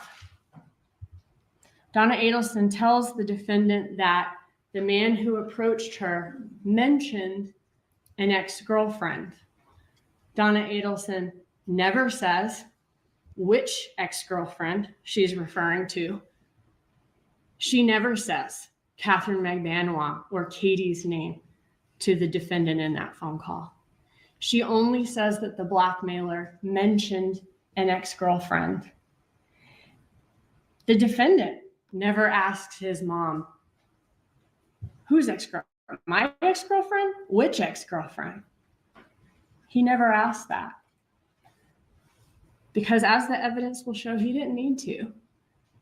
He knew that this TV is about 5 meant that she was being blackmailed about Danny's murder for $5,000. And he knew that the ex-girlfriend in question was Katherine Magbanua. And we know that because after this call with his mother, who is the defendant? The defendant calls Katherine Magbanua. He doesn't call his most recent ex-girlfriend. He doesn't even call the most recent ex-girlfriend before the most recent ex-girlfriend, the one before that. No, he calls Katherine Magbanua.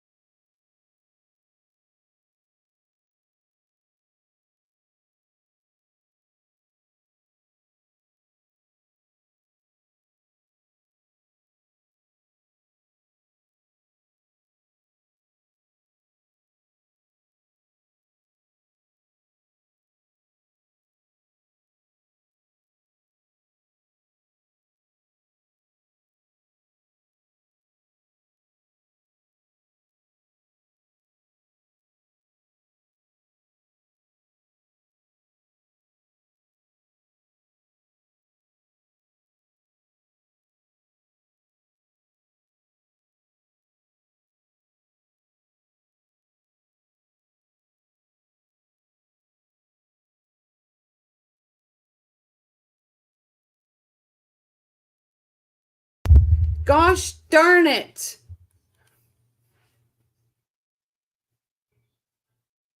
Oh no. I tell you. Okay. I tell you. And yes, you're absolutely right about finding some humor to soothe the pain that this thing is brought on, and to find the strength to keep carrying on for justice for Dan, because some people get triggered by this. Some people would be wanting to just walk away. And again, I am so sorry about the mute, guys. Oh my goodness. Kristen, thank you so much for the super sticker. The support you all show this channel is absolutely amazing. I am very humbled by the support. Thank you so much. Yes, I am muted and Sarah is stopped. Thank you, thank you, thank you. I'm in a whole mood tonight. I do not apologize. I got mute happens. It's okay. I love accidental mutes. It brings me joy. Well, welcome to Crime and Coffee. It happens a lot. I'm sure what you are saying was great. It was such wise things. Like, if you wouldn't be human, you would be Wendy Adelson. Thank you, Jill. And I like that saying. I do. I think we have a new game when you mute. Mime time. I'll be the first to make fun of myself. I tell you. Oh my goodness. I just want to make sure, because there was some really good stuff that I was. Oh, I also said, Helly Belly, are you laughing at my singing and now laughing at my muting?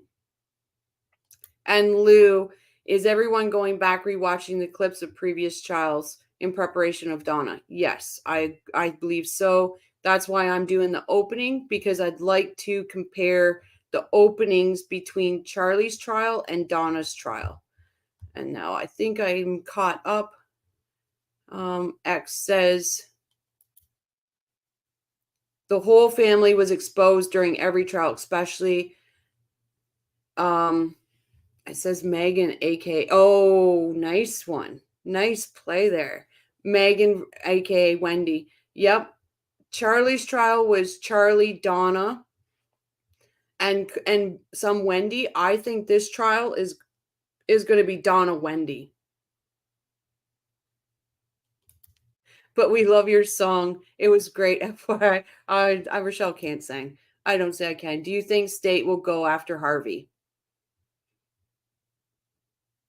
I think so. I've said it many times. I'm not sure how they get there, but Donna's trial will probably open it up to me. One way or another, Harvey will go down. Either it's tax evasion, whatever. I'm sure he will go down, but to be straight honest with you guys, my opinion is Donna gets convicted, Wendy gets arrested, and Harvey finished the second plan of Donna and maybe unalives himself. That's my opinion on it. I have a new caregiver 3 days a week. She's interested in your channel. You're doing great, Rochelle and comment crew. Welcome to your new caregiver. And Hugh, please let your new caregiver know that you deserve the best care ever, or the coffee crew is coming. Yeah, you agree, Chris? Like, it is both. Helly belly both. I laugh by myself too. I laugh at myself too. Crime regarding the mute's fault of designer. The mic should have a big green and red light indicator status. Jane's, it does have a red light, and Rochelle gets caught up in the chat and doesn't pay attention to the red light. Oh, Jennifer Aniston as Wendy. Interesting.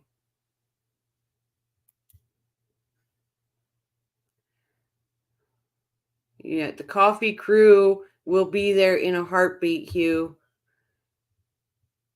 And we send all our prayers to Hugh too. All right, we'll get back. Sorry about the mute, guys. One of these days I will have one live with no mute. And his call to Katherine Magbanua is the only call that he makes to any ex-girlfriend after getting the information from his mother that the blackmailer mentioned an ex-girlfriend. And he had not dated Katherine Magbanua for 1.5 years at that point. And although the defendant threatens to do it often, neither he nor his mom ever report the matter to the police. The only people that he discusses it with in these calls is Donna Adelson and Katherine Magbanua. And you'll hear these phone calls between the conspirators. And as you listen to these calls, y'all will notice that they are being cautious about what they say over the phone. It's very apparent that they are very careful with their words because they are immediately suspicious that law enforcement could be listening to their conversations.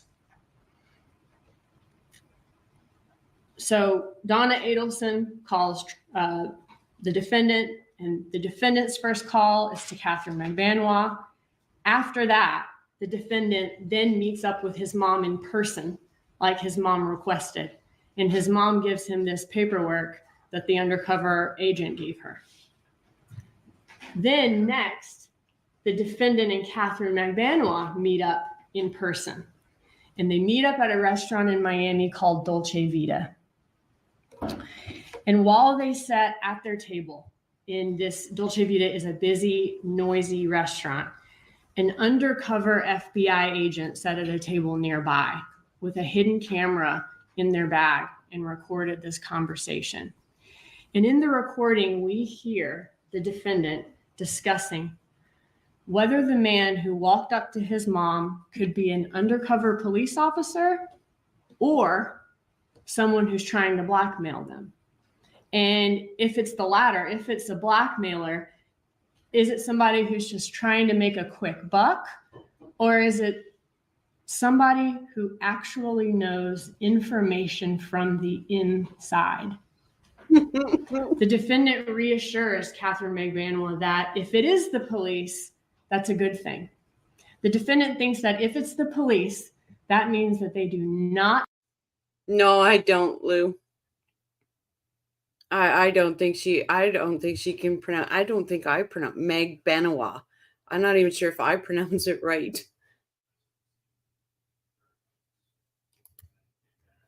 So, yeah. 0 days on stream that we don't say boobs. Have enough evidence to charge anybody. In fact, the defendant tells her if they had any evidence, we would have already gone to the airport. The defendant starts giving her some legal advice. He says that, hey, in order to prove that someone committed a crime, you have to be able to put the person at the scene of the crime at the time it was committed, which unfortunately for them is not an accurate statement of the law. It's important to note, too, at the time of this conversation at Dolce Vita, no arrests had been made. The only thing that police had released to the public was a photo of the Prius that fled the scene. This was the Prius that Garcia and Rivera rented and used the day of Dan Markel's murder. So police knew at that point that it was Garcia and Rivera who were in the Prius, but the public did not know that yet, and no arrests had been made because they wanted to do this undercover investigation.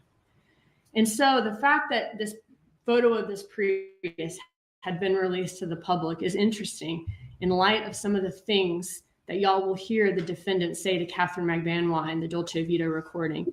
He starts giving Katherine Magbanua several analogies, all involving rental cars used to commit crimes. He reassures her that, hey, if DNA is found in a car, all that means is that at one point the person sat in the car. Mm-hmm. And if that car was later used in a crime, police can't prove that just from a person's DNA being in the car. The defendant points out to her that if a rental car is found that was at a crime scene, police also have to prove who was driving it at the time. he gives her a very relevant hypothetical of her renting a car in Miami and someone asking to borrow it and driving to Orlando to commit a robbery, and how she would be innocent in that hypothetical because she wasn't in the car at the time of the robbery. So through these analogies, the defendant is reassuring Katherine Magbanua that even if police identify who rented the car that fled the scene, they still would not have enough evidence to hold anybody responsible for the murder, even if they did find out it was Garcia and Rivera. The defendant also says that crimes are tough to prove unless someone actually witnessed the suspect commit a crime, or a suspect makes a confession, or a suspect is caught on a wire talking about the crime. So the defendant's trying to reassure her about the lack of evidence. And hey, as long as we all stay quiet, then we don't have anything to worry about. At one point, the defendant asked her, "Let me ask you a question." And then he asked her about money. He says, "When everybody was there the next day, did you take any money? Like, are any of you driving around in a Bentley? Or no, it's not like any of you are driving around in a Bentley or cruising around in a mega yacht." So here the defendant's pointing out that the money wasn't used to buy anything flashy that would draw the attention of the police. And when discussing, and you all will hear during the course of this trial why his statement or his question about the money from the next day is particularly important. The evidence will show that Katherine Magbanua went to the defendant's home the night of the murder, where he paid her in cash. And the next day, Katherine Magbanua paid Garcia and Rivera their cuts of the money. When discussing the possibility of whether this is actually some gangster trying to blackmail his family for money, the defendant says that whoever this person is, whoever it is, knows information. The defendant told Katherine Magbanua that there are two ways of dealing with this guy. They could call the police, but then the guy blackmailing them would be charged with trying to blackmail his family. And the blackmailer would start talking and he would start calling out Katherine Magbanua's name.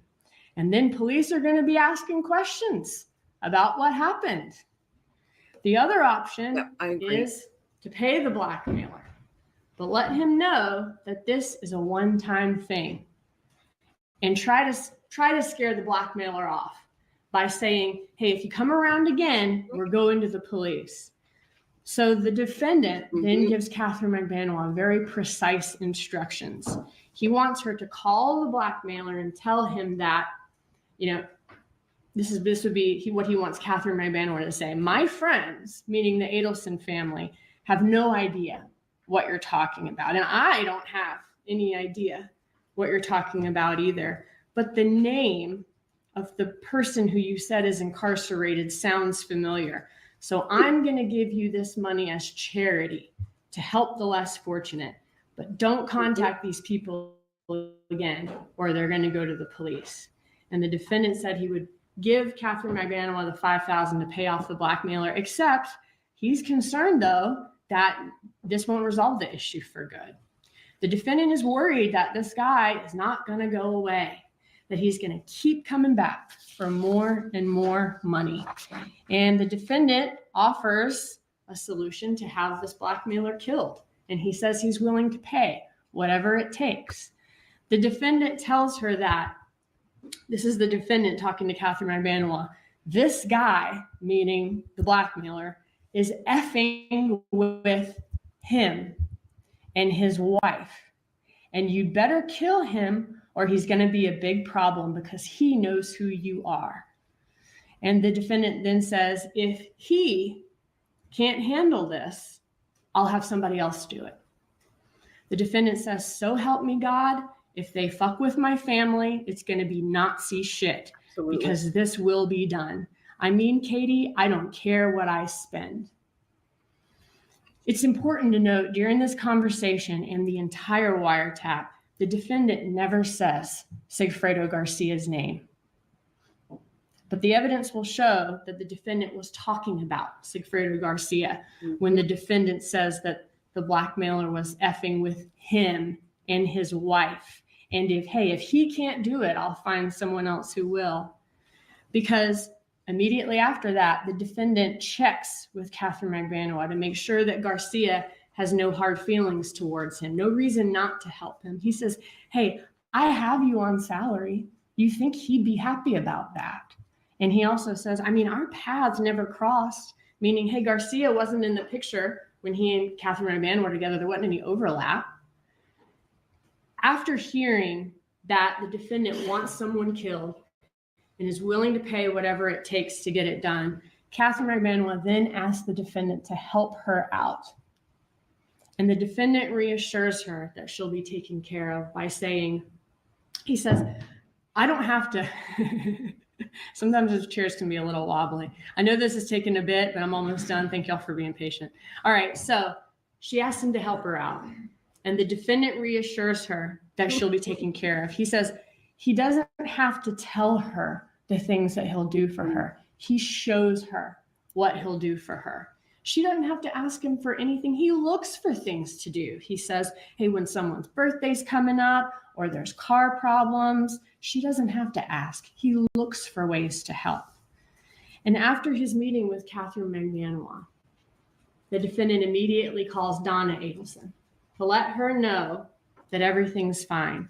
And he does this using some pretty obvious code words, which y'all will hear, and you'll hear the conspirators often use words to mask the meaning of what they're actually talking about.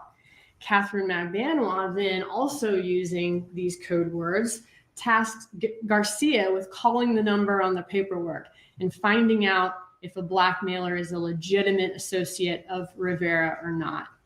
And in the series of recorded calls that follow, you guys are going to hear these conspirators talking and using words like TV, false leads, listings, properties, clients, rap songs, CDs, pot-bellied pigs, relationship advice, all these different terms that are normal terms any of us may use, but they're used in context in these calls that, if you're listening to the conversation, do not make any sense.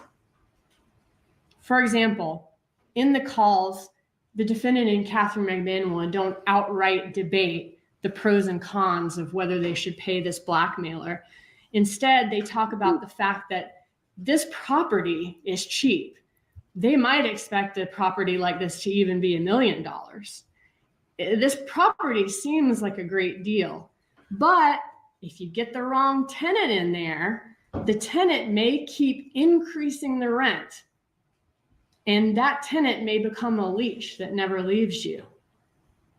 So it will be up to y'all to decide whether this defendant is actually worried about a future tenant of a property that might raise the rent and pay him more money, or if the defendant is actually worried that if he pays off the blackmailer, then the blackmailer may continue to come back again and again, or send a cousin or a friend to become a leech that never leaves him, that he can't get rid of.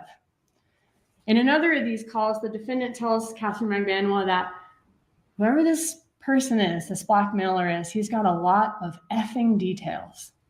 And in another, they discuss the fact that this blackmailer is not from the inside.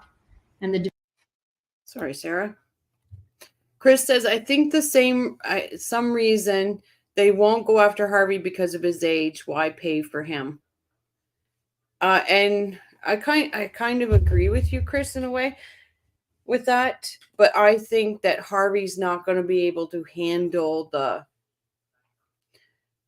pressure that, with his wife gone, his daughter gone, his son gone, unless he tries to suck up to Rob, weasel his way back into that, which I would hope for Rob that he won't fall for that. But he should go down.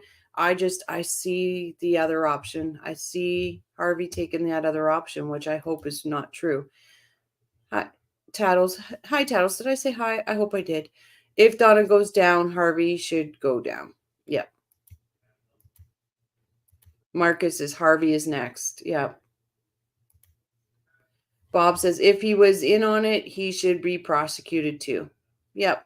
I think he'll take it into his own hands, unfortunately. I just see that's going to be the Bob from accounting, you mean, since he took a plea deal.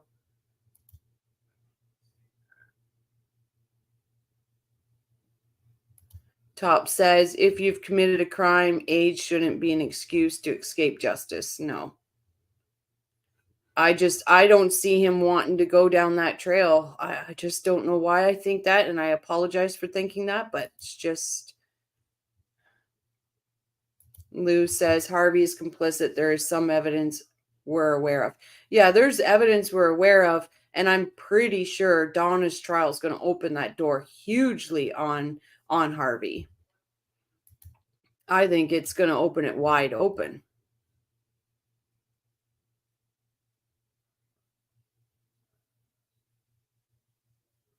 And Michael says, if Harvey is next, they would have arrested him at the airport. I don't think so. One by one, Michael. That's what they've been doing. One by one, even though they have the opportunity. Because honestly, they could have done Charlie and Donna at the same time. Hey, everyone. Had to take a long road back to civilization to get here tonight. Hope everyone well and having a great time. Hey, Kosher. Welcome back. Donna about to go fight it out. She's not going to take anybody up on any stinking offer. No. I don't even think there's going to be an offer, Tattles. I don't think there is. True says, who will arrange Harvey's Ubers? Who will arrange for Harvey to get to the barber? Who will arrange for Harvey to do his own accounting? Who will arrange for Harvey's diaper changes? Just saying, right?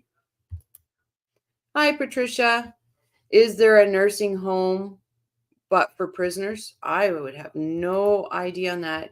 Hugh says, oh, Rochelle, good observation about Harvey trying to get in good graces from Robert. Robert is the only Adelson with good values. Yep.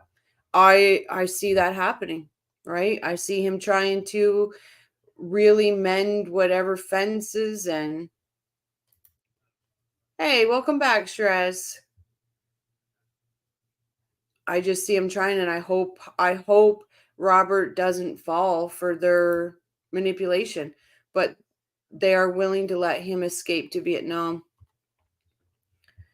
He's the lowest fruit on the apple tree. Like he's that lowest apple. They're going after the big ones first, Michael.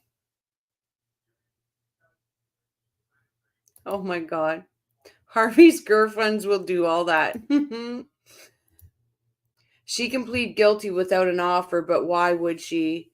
Still going to be a very long sentence. She's not pleading guilty. She's not taking an offer, guys. She is trying to save her family. That's all I can say at this moment about that.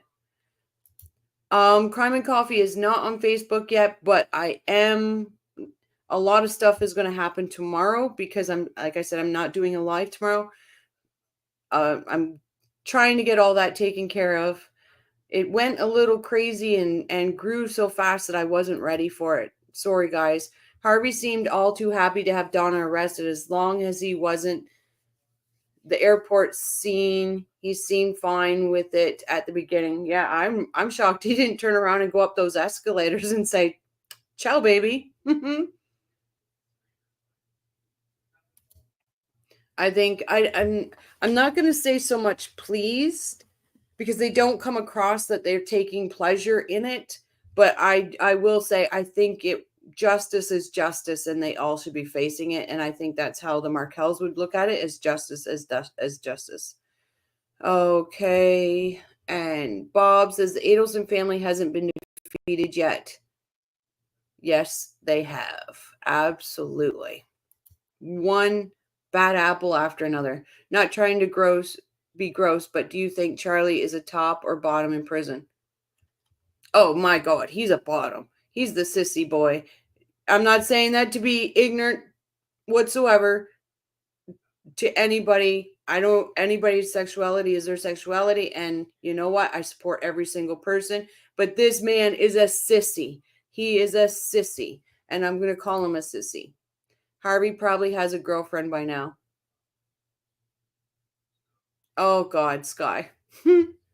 Okay. I'm not the only one. All right. Thank you, Sky. Oh, I love you, Sky. Yeah. We went off the rails. We need Sarah to save us. Here we go. Defendant says that this guy is probably not from the first layer, but the second layer. So not someone who got info from Garcia, but maybe somebody who got info from Rivera. Be right back.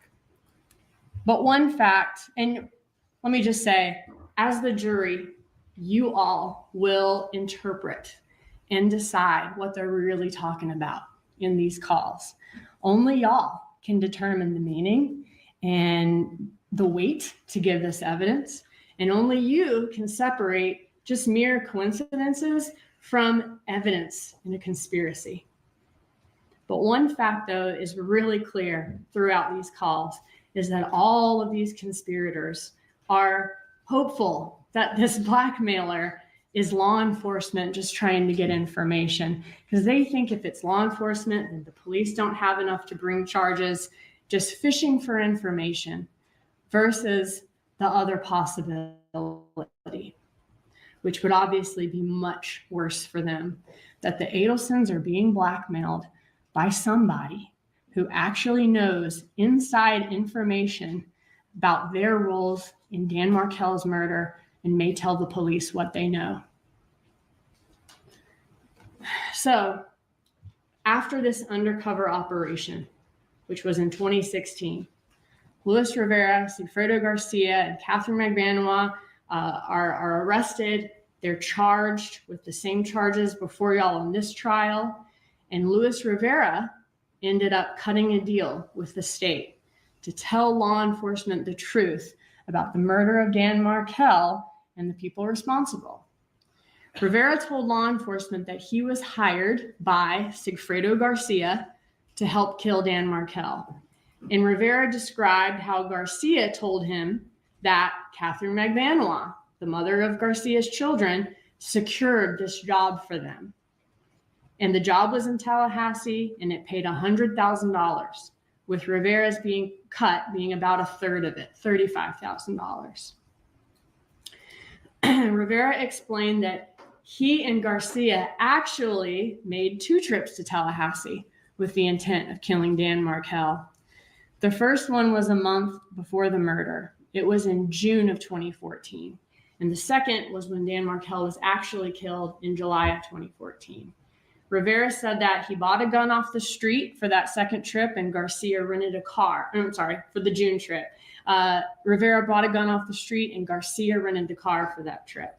Garcia and Rivera did some scouting on that trip of Dan Markel's residence, some surveillance, but ultimately couldn't get the job done. They ended heading back to Miami.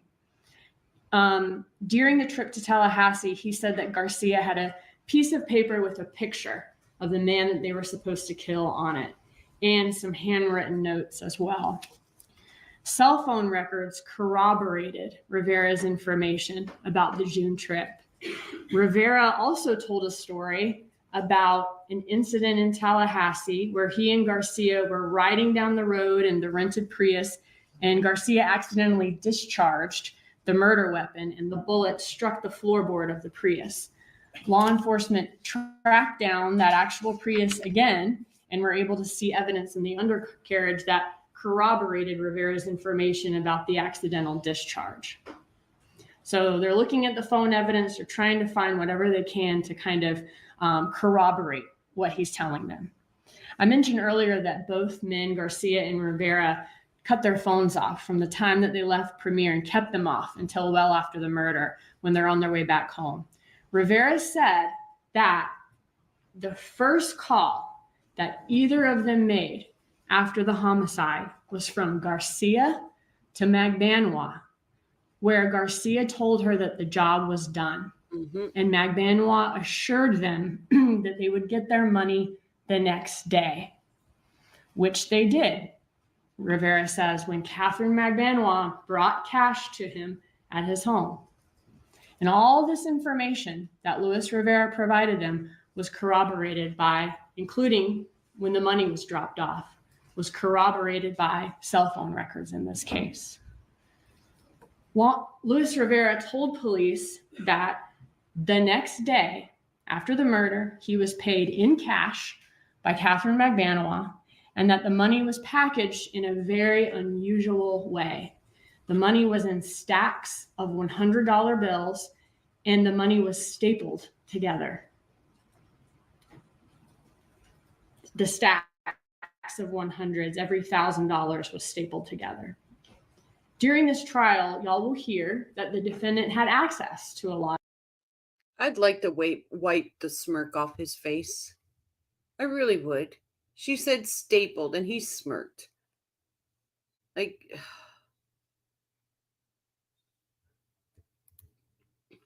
I agree. I would agree, except that Georgia has already put fear into Wendy.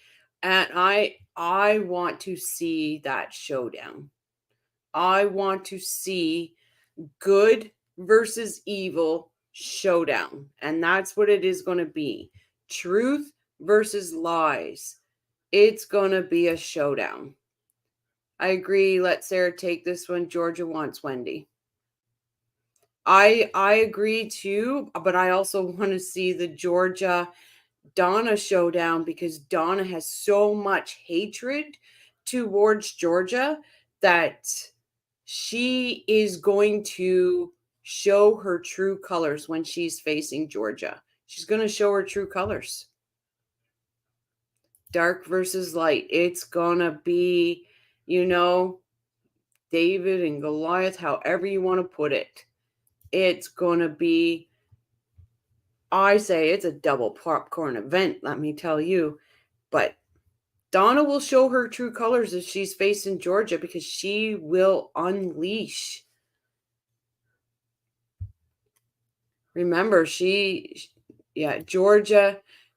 going to ramp it up even more on Wendy. Yep, I agree, Top Cat.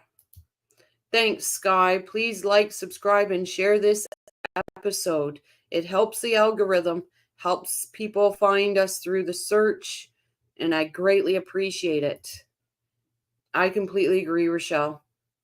Donna, at that Donna moment, oh God, it's going to be great. Let's have our wine and everything, and we can salute Georgia.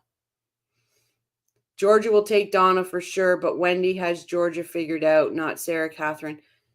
I would think that Wendy assumes she has Georgia figured out. It's a tough one, Julia, because they're both so good. They're both so good. I wish they could split it, right? Maybe one will no, because they can't do that. That's right. Oh, God. It's going to be good no matter how it goes down. Georgia is Goliath. Absolutely.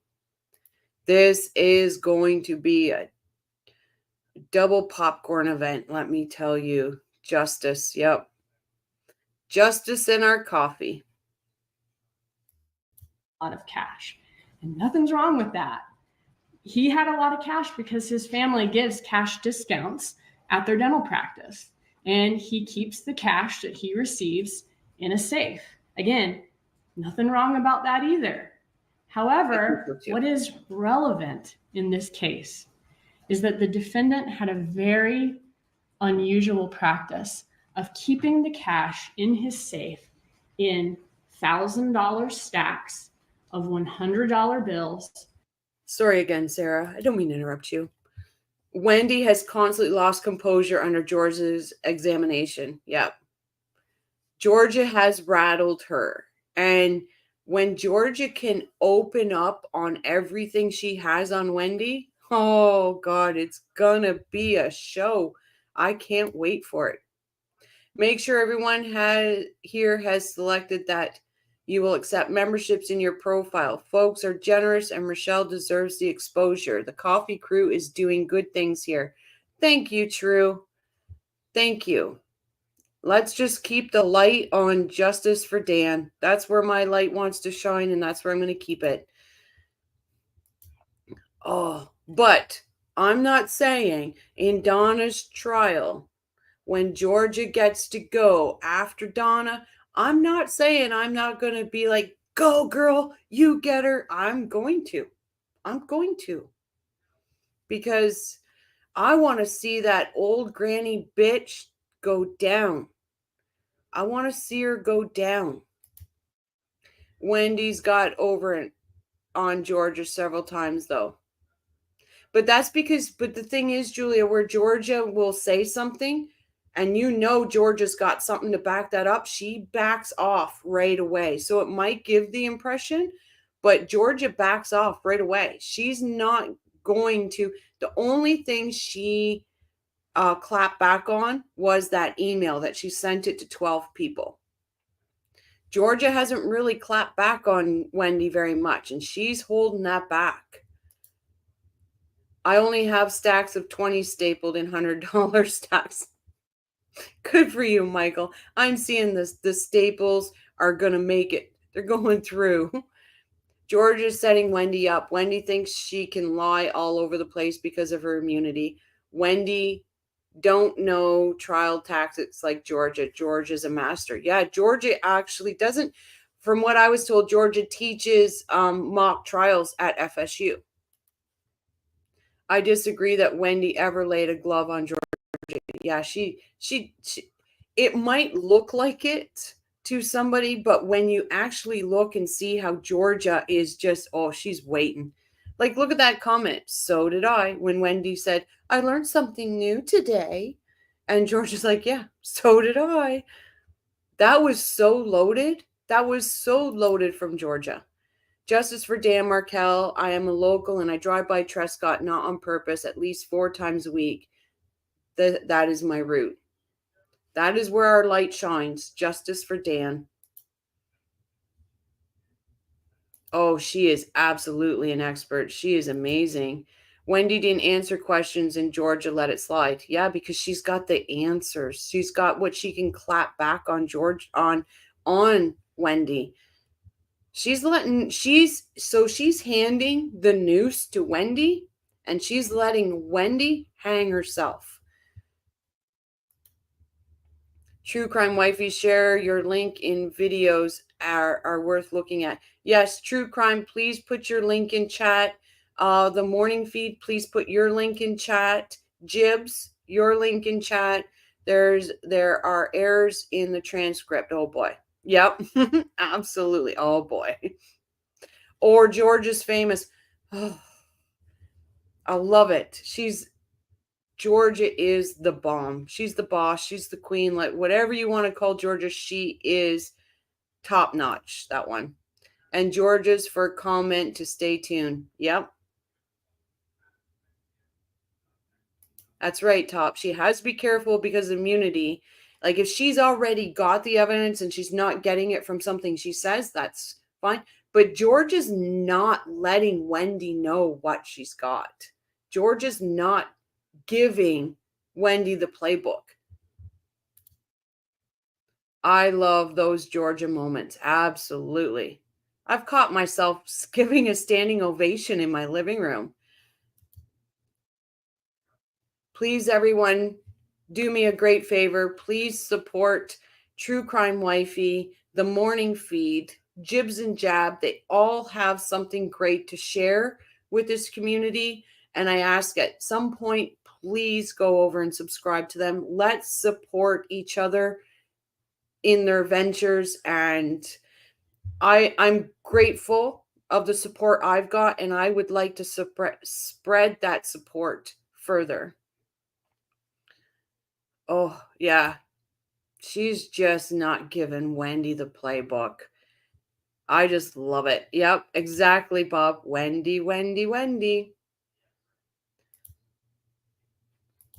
And Shiraz, You've been quiet, Shiraz. I wonder if Georgia knew she was this good before she started trying this case. That's interesting.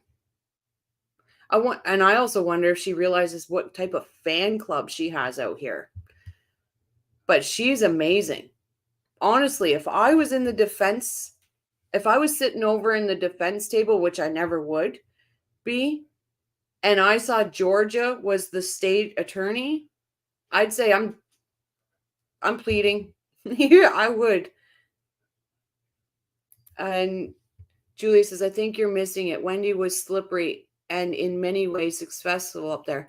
I hate, I disagree, Julie. I don't think she was, but I'm interested in hearing more of your opinion on that and examples of it. Absolutely. But I don't think she was. I think Georgia played her perfectly. On a final note, did you hear about the pony with laryngitis? He was a little hoarse. Oh boy, Michael, thank you for that. I've been pretty quiet lately too. Yeah, X, you have. Is everything okay, X? That were stapled together, just like the money Luis Rivera received. Over the last few years, since the 2016 arrests and interview of Luis Rivera, law enforcement has not stopped working on this case. There were trials in 2019 and 2022, so right before the pandemic and right after the pandemic, of co-conspirators. Law enforcement also continued to try to gather all the evidence that they possibly could. They continued to interview people who may possibly have any information about the case. They tried to clarify any audio recordings that couldn't be clearly heard. While the phone wiretaps are very clear, the wiretap conversations that took place. Yeah, so this is an interesting thing that we're on right now. I think Georgia could have beat Wendy down a little bit more for my liking, but ultimately she convinced the jury they're the 12 most important people. Absolutely. And I will be straight up and honest. The Katie's 2, I was like, come on. I was a little upset with Georgia. I was like, why is she not calling this bitch out? And then I had to take a step back and I'm like, okay, and then I noticed when she would say something, she would get the answer and she'd back off very quickly. And then she'd go again. And then I noticed and I was like, okay. Then I was like, okay, I got to back off Georgia. Like she's doing her job. She knows what she's doing. B, hi all, another awesome stream. Apologies, I've been lurking again, limited in commenting, but am tuned in intently. We're so glad you're here, B Rabbit. Welcome. Good. Okay, X. I'm glad. Sometimes I just like to hear what other people are thinking. Yep. And I do. I go into chats and listen to see what other people are thinking. Georgia has improved from the first trial. She's awesome. Yep. Hi, Life by Lori. Welcome. Oh, I did. I was one of those ones, and I'm not gonna lie. I was like, Georgia, geez, what are you doing? Like, come after her. But then I realized that the more receipts that she gave Wendy was allowing Wendy and John Laurel into her playbook. That doesn't need to be in there yet. But Wendy was not the one on trial. She has gradually been ramping it up, as she will again in this trial. I agree. And that's what I mean. Wendy's trial is going to be fireworks. Fireworks. And you know Georgia's just sitting there like, come on, waiting for the day. Wouldn't it be something if Georgia had one of those desk calendars and there was a big red circle around a certain date and that was the day she got that day she's going to get Wendy? Oh, please, Georgia, have one of those calendars on your desk. Hi, Linny. Yeah, Georgia has shown a lot of restraint. Absolutely. Also, everything W said was protected by immunity, so why waste the good stuff? Absolutely, Bob. And that's where I said that's when I started to realize what Georgia was doing, because I paid attention and I also did researched what use and derivative immunity was. And then I'm like, okay, I see what she's doing here. So Georgia, I know how it looks to some people because it looked like that to me. I'm not saying anybody's wrong by having that view, because it in the beginning looked like that to me also. But Georgia's coming after her. You can feel it.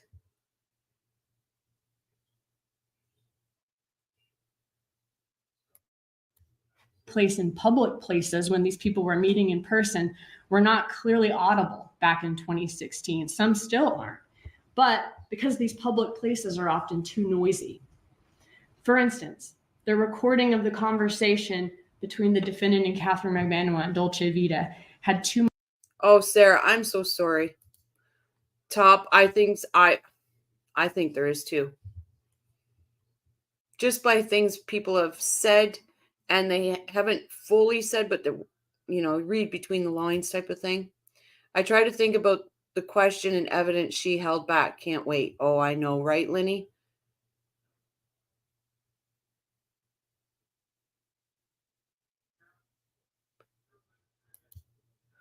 Wendy's watching Coffee and Metrics right now.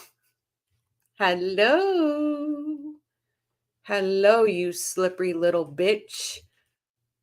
By the way, if Wendy is watching, and I'm just having fun here, if Wendy's watching, how about you take a flight to Ontario, Canada? I'll meet you at the Toronto Pearson Airport. Let's have a coffee together, Wendy. I'm like Wendy today. My head is completely empty. Oh, Jibs, you make me laugh. X, I feel you. I am feeling ghosted by people I have been following. I don't want accolades. I want justice. I want to do my part. You are valued. X, you are absolutely valued here. Your opinion matters here too. Everybody's opinion matters here. Georgia, for most part, was using Wendy for the motive and picking at her in meantime gathering evidence. Yep, I agree.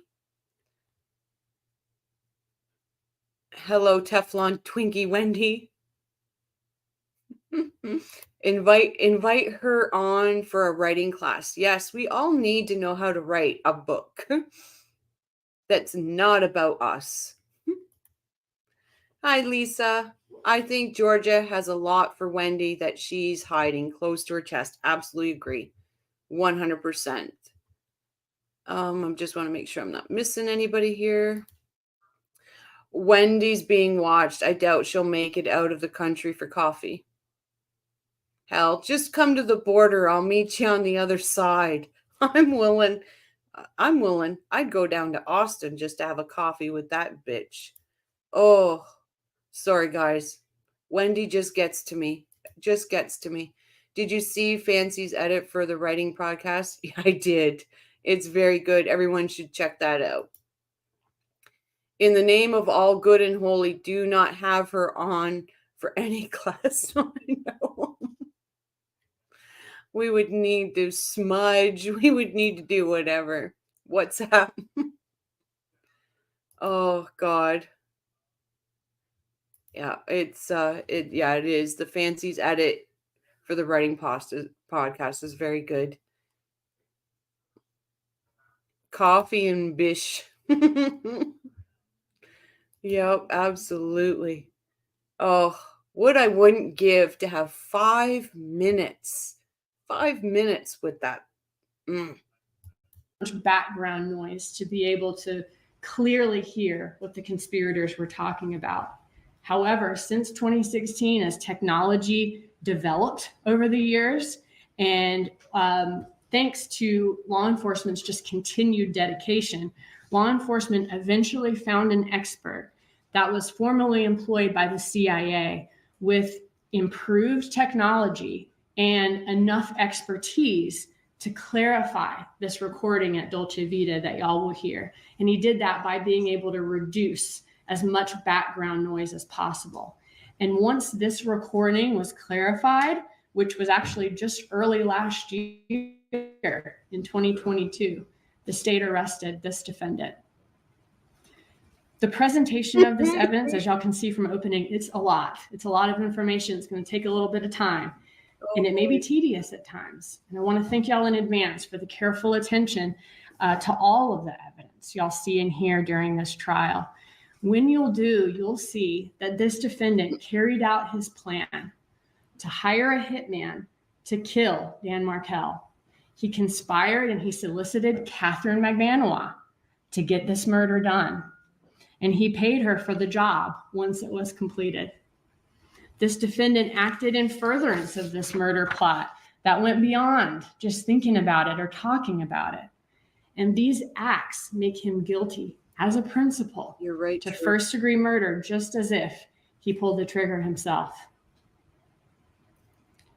While the defendant's choices helped solve a problem within his family, they came at a very high price. He took the life of a loving father of 2 little boys, and he caused a lifetime of grief for Dan Markel's loved ones. Y'all heard a lot in jury selection about how important this trial is to the defendant, which I'm sure it is. But Dan Markel was loved. Absolutely. He was a brother. He was a son. And this trial is his family's opportunity to see justice done for the person who set up their son's murder. And at the conclusion of this evidence, y'all will be convinced beyond any reasonable doubt that this defendant is guilty. And at that point, we'll ask you for the only verdict that does justice in this case, which is a verdict that the defendant is guilty as charged. Thank y'all. Absolutely, Marie. She said on the stand that one day she will change all of their names. In my opinion, she is the biggest flight risk of all the Adelsons. So in my opinion, I don't think Sanford's not got eyes on her. I think there's eyes on her every movement. But yeah, she did say that. And hi, Michael. Kosher. They're watching her close. She lives in the capital of Texas. I bet good money she's all but got ankle bracelets on. She ain't in Kansas no more. We don't play in Texas. And I'm glad they don't.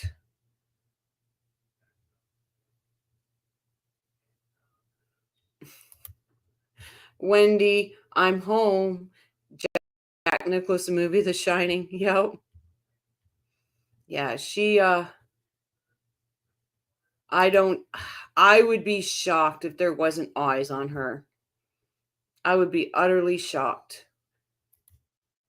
And okay, so play this out, guys.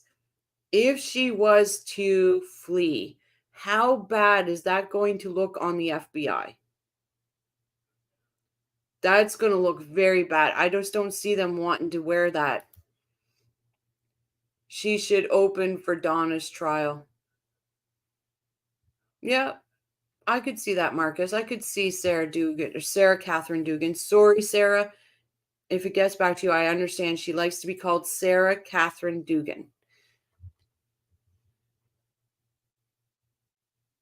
I don't see the FBI wanting that stain. Like, you imagine how many people would be up in arms over her fleeing?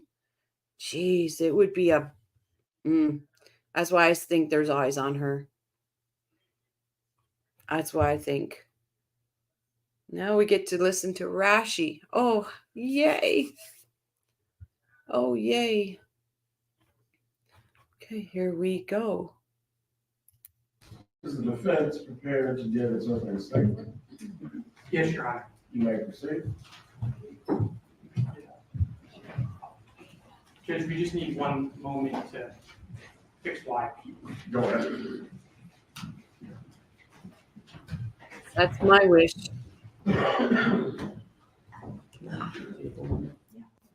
Yes, it is. Puzzle pieces.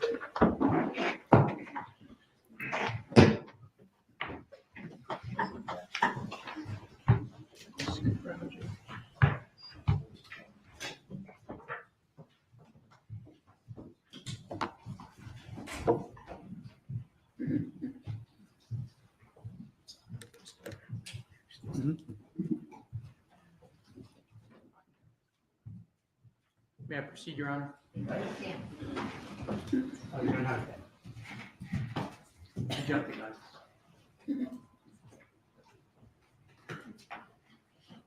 Very unamused. Exactly. When the state has to do your tech for you. And True says Wendy's not going to flee under her own name. The FBI will not know who or where she has gone to. In my opinion, Wendy has knowledge of the underbelly. It is not what normal people think. No, that's what I mean. I why they should keep, like, she should have almost 24/7 surveillance on her. Otherwise, you're right, True. She will go. Oh, cousin it, aka Rashi. And early somebody said ass bomb instead of rash bomb. I loved it. Hey Brian, welcome. Yeah. Love Georgia's look of quiet disgust. Absolutely. She has some great facial expressions. I don't know which is better, Winston Churchill's Never Surrender or Rashbaum's Puzzle Pieces. Oh, that's a good one. I know I'm being cynical, but they have to keep straight on eyes on her, not just electronic. I agree, True. 100%. Yep, ass bomb. And then it was ass balm, like a balm cream, BALM. It was beautiful. I loved it.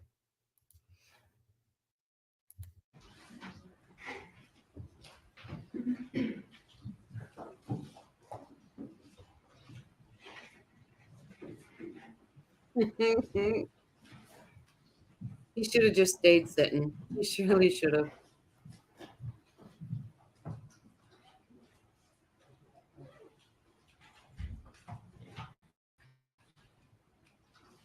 Can't wait for Donna's trial when Crash tells us accountants of putting Legos together as a child and how that appeals to the dumbstruck. Buckle up. Thank you. May I proceed, Your Honor? I can't wait, Brian. Good morning. Or Byron, sorry. I didn't get to talk to you that much the last couple of days. My name is Dan Rashbaum, and with me is Kate Myers, and we represent Charlie Adelson. Now let me start by saying the obvious. The murder of Professor Markel was a tragedy. The world lost a brilliant legal mind. Right there pisses me off. Out of everything he says, that moment pisses me off. Let me start off by saying the obvious. Dan Markel's murder was a tragedy. Then he has to look at the paper to say the world has lost. Do you not have a heart? Can you not come out with those words without having to script it, Rashbaum? Because I can. The world lost a great human being because of the tragedy of the loss of Dan Markel. I didn't have to script that, you stupid. Oh, I almost said a bad word. There we go. His family lost a son and a brother. this community lost its sense of security Right. and lost a good citizen.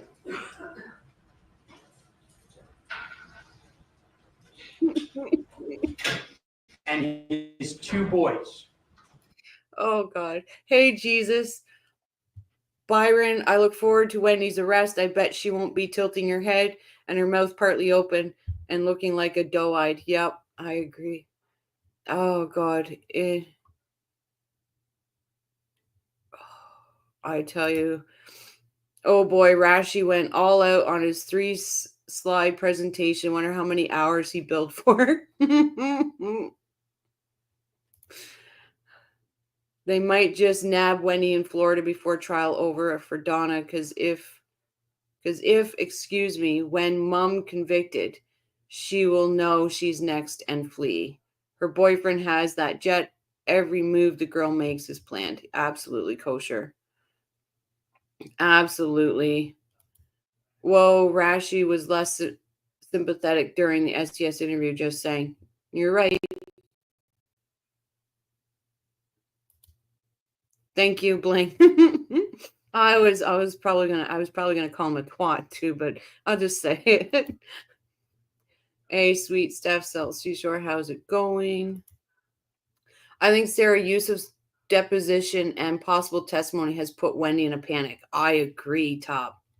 I agree on that one, 100%. Has anyone seen Wendy lately? For all we know, she could already be gone. I don't think she will. I think she'll, if she was to flee, it would be after she testifies. That's why I think wholeheartedly they're going to arrest her after she testifies. That's 12,000 for those few words. Yep, true. And you're trying to say this to the jury, but there's no heart there. There's no, like, they're not stupid people. They can tell they're empty words. They can tell it. If they arrest her after she testifies, they will beat her at her own game. Agree, Marie. Agree. I don't see her leaving Florida. I just don't. The nephews of Charlie Adelson lost a loving father. His senseless murder continues to be felt throughout this community and others. Maybe she'll have to get dumbass. It was inexcusable, despicable, evil. But what I'm going to tell you today is what actually happened. You will see that Charlie Adelson had nothing to do with the murder of Professor Markel. You will see that the state cannot come close to meeting its burden. Why? Because Charlie Adelson is innocent. Now, I don't have to prove innocence. But what I'm telling you, I very rarely say in a courtroom as a defense lawyer. Charlie Adelson is innocent. And we'll get there. But the next thing I'm going to tell you, I also rarely say in a courtroom. And you may be surprised to hear this from a defense lawyer. I have great respect for the prosecutors and law enforcement on this case. Mm-hmm. I have admiration for their efforts after the murder of Professor Markel. And I hope someday I can grow up and be just like Georgia. In trying to find out who did it. You will see that they spent countless man hours, cell phone tower dumps, surveillance videos from a boatload of places, buses, cameras on the street. Great law enforcement activity. And it paid off. They got the 3 killers. They convicted them. Sigfredo Garcia, Yep. convicted for life. Luis Rivera, Katherine Magbanua, convicted for life.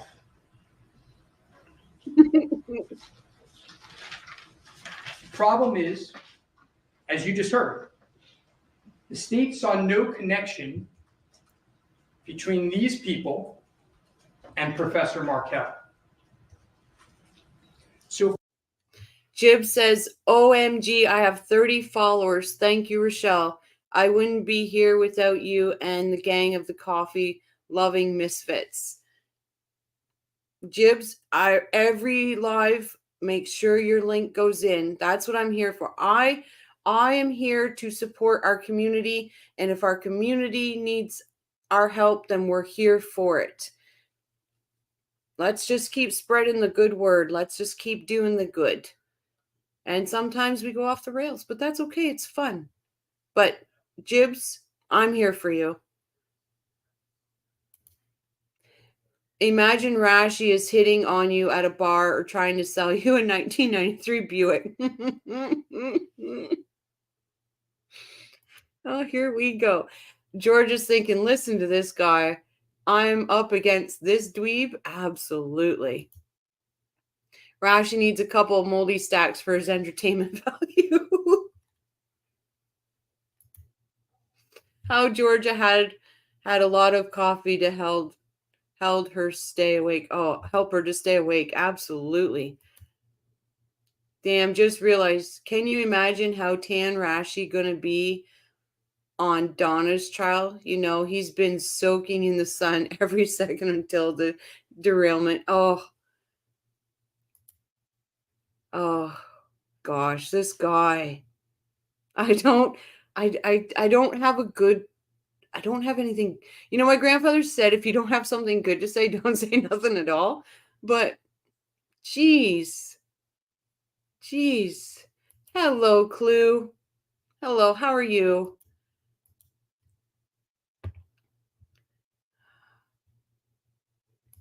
And says, Steph, Rashi has nothing to work with. He knows he's going to lose, but still takes home money.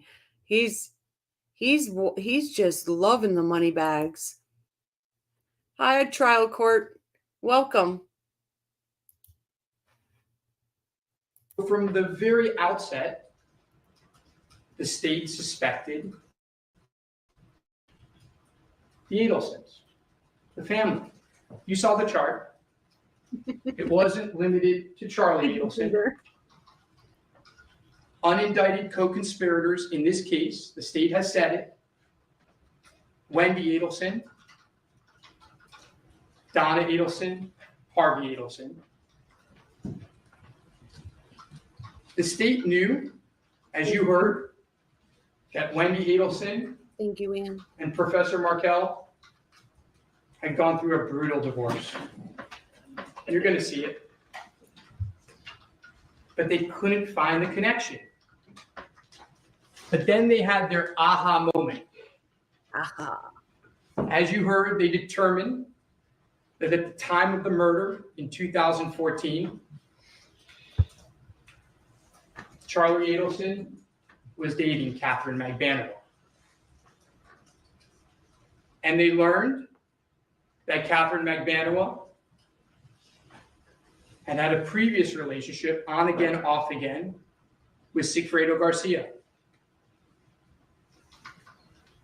They learned that Sigfredo Garcia and Katherine Magbanua shared 2 children together. They had their connection. I'm sure when Rashi is paid by the Adelson, he tells him he takes check or stapled stacks of 1,000. At this point, I would say only take cash, because I wouldn't trust a check coming from their bank account right now. Oh, Thank you all for showing your support to Jibs and Jabs and Tattles. I greatly appreciate it. Is Rashi trying to do a comb over on the back of his head? I know he's got that little bald spot back there. Rashi actually helps the state a lot during this dribble. He truly does, Top Cat. He truly does. Amazing how arrogant Charlie was. Status was everything, and now he would sell his soul to be a clerk at a Dollar Tree. Yep.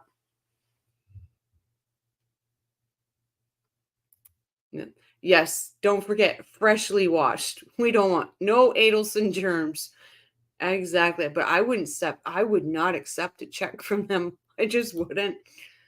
Rashi's talk in that awkward cadence drives me nuts. Comes across inauthentic. I truly understand exactly what you're saying, Life. It infuriates me. They're paying in Ferraris and go-karts now. Oh my God. They just keep giving. I think we should be looking out for Donna bitch slapping Rashi every time he loses an objection. Wouldn't that be, see her sitting there nudging him and things like that?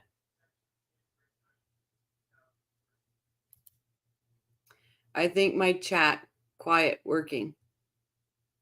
Oh, sorry, Gamma. I'll watch my language. Never mind.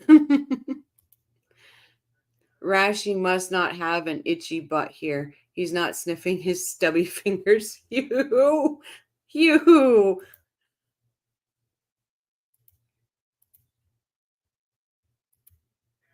How likely is it that Donna will ignore any sensible advice her counsel may give her? I think it's highly likely. Right now, she's playing it. She's trying to practice. I think once Georgia opens up and things start rolling, oh, we're going to see such an animated Donna. I can't wait. They're selling June shoes and purses. Gamma Mighty, we are awake. Just shocked that Rashi had the guts to present that opening. Yeah. He should have just stayed sitting down, honestly. What is a bitch slap? I never heard that term before.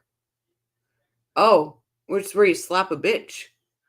It's an open-handed slap. It's like, you know, where you say, oh, so you got girl fighting or whatever, and they slap and they claw.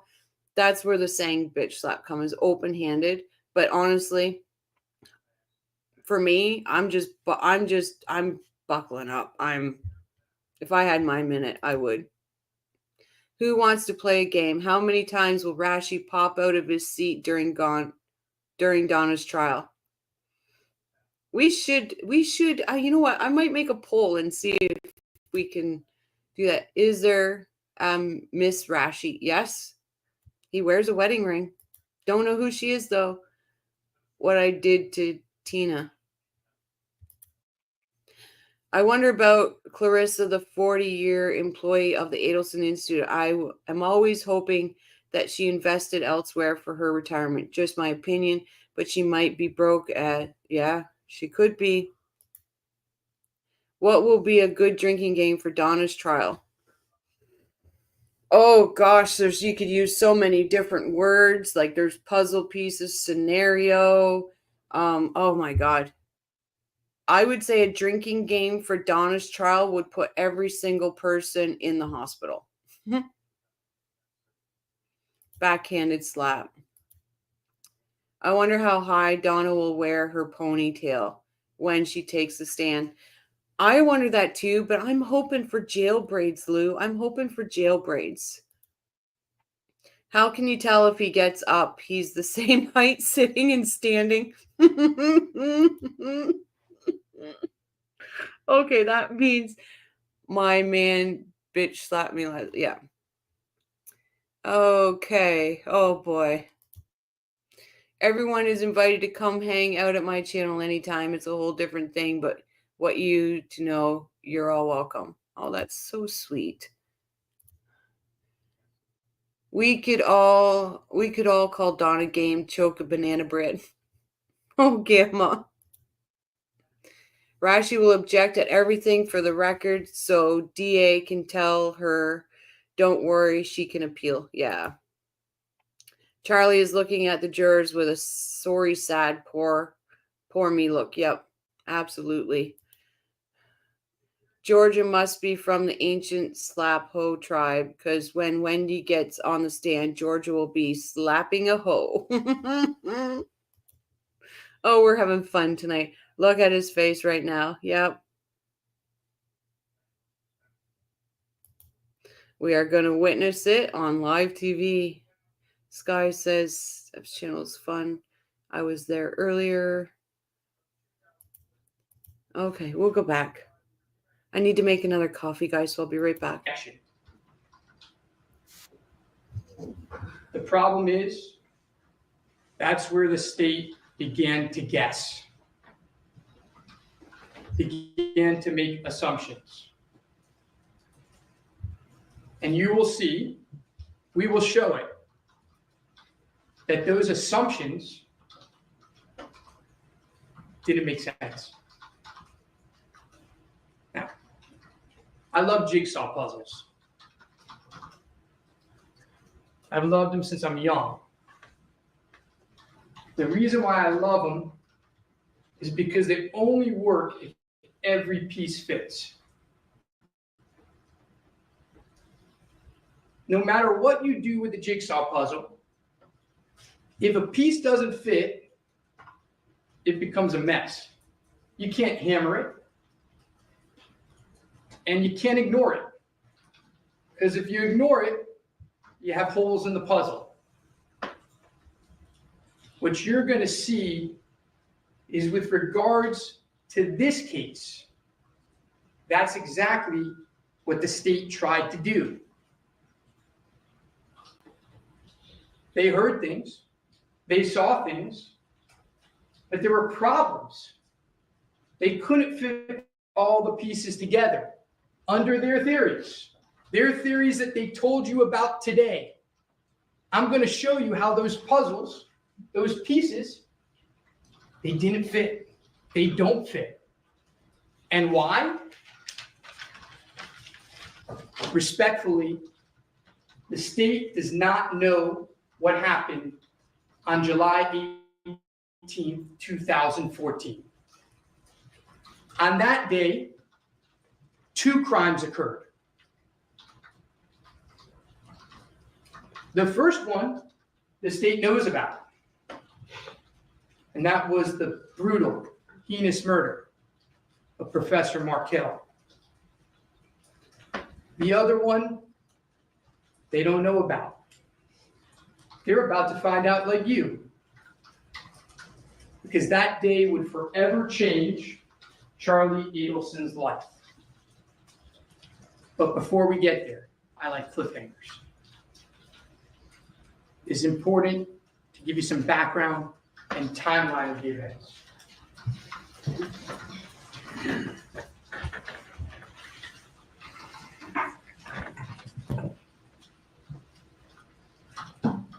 Charlie Adelson is 46 years old, single with a young son.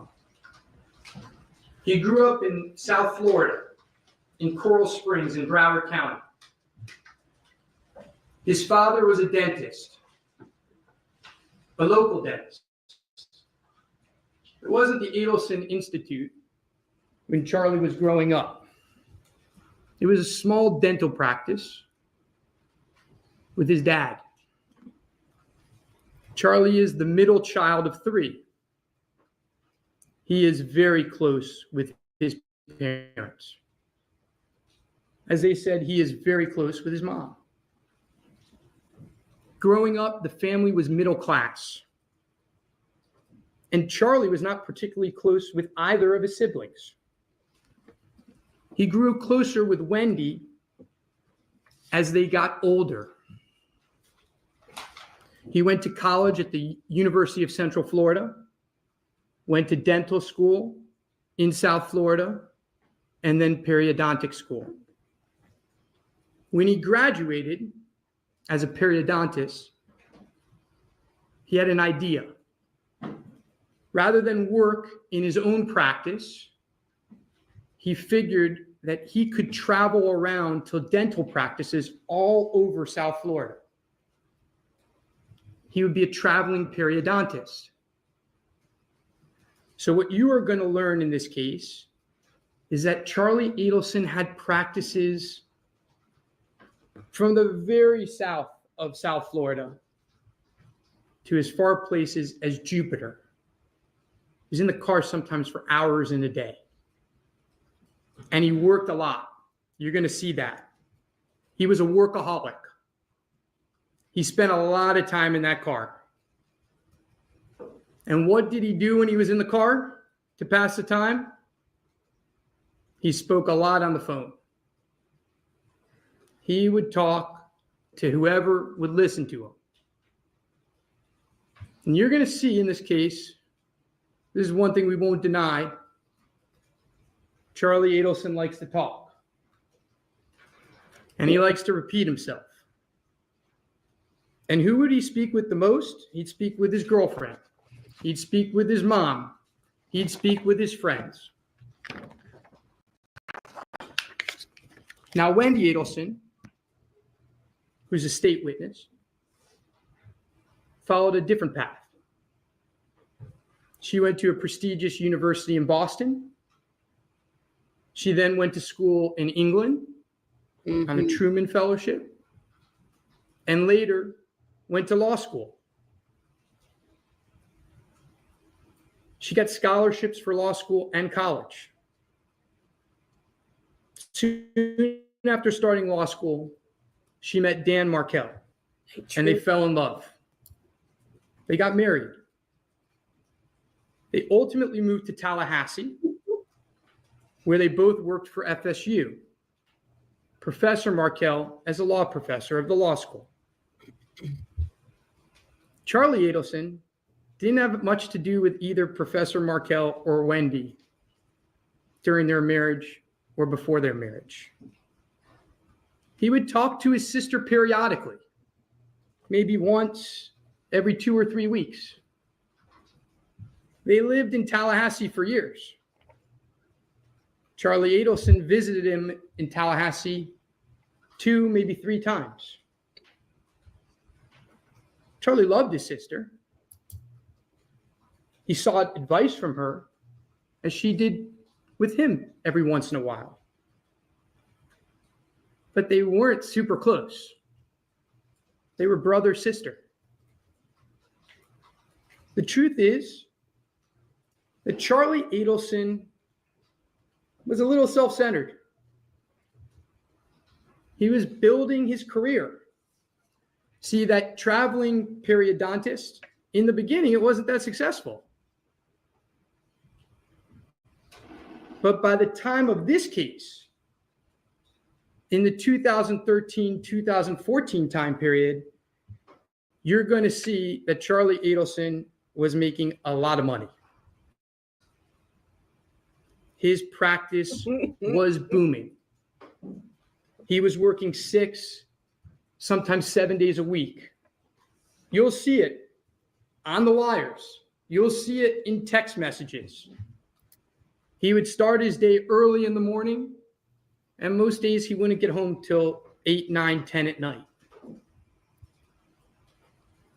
At the time when this murder occurred, he was not married. He had no kids. He had a lot of money. And he was living a very good life. He had so much disposable cash. It was, of course, he had the money to take care of this. Of course, he had the money to pay for a hit. This is the most stupidest opening I've ever heard in my life.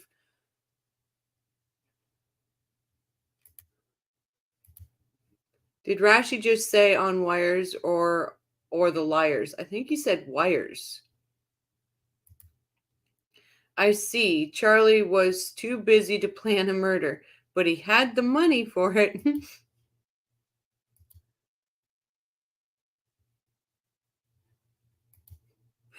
A periodontist traveling 100 miles an hour in a Ferrari. Yeah.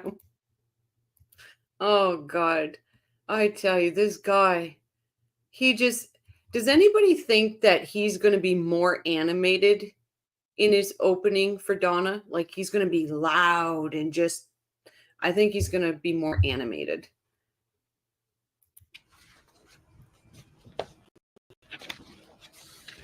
Now, in 2012,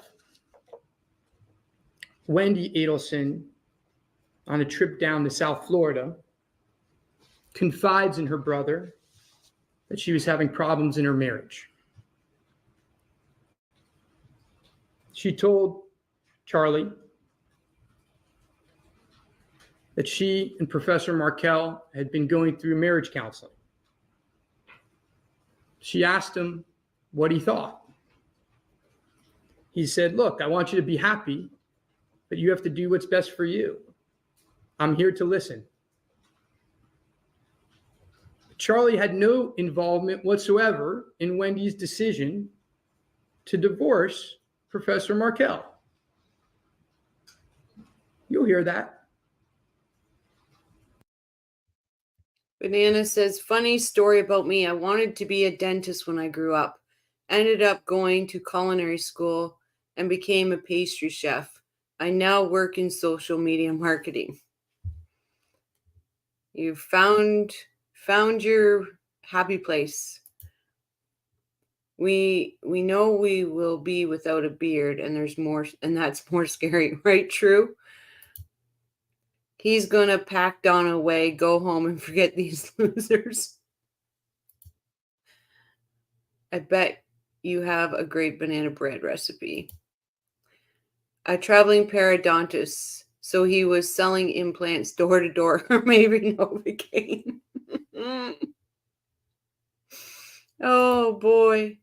Money is not everything. I live in West Hills, California. I miss the days of spending weekends at my grandmother's in her small lower middle class apartment. Yeah. And Michael, exactly. I wish if these people if they wouldn't have class, money, and all of this.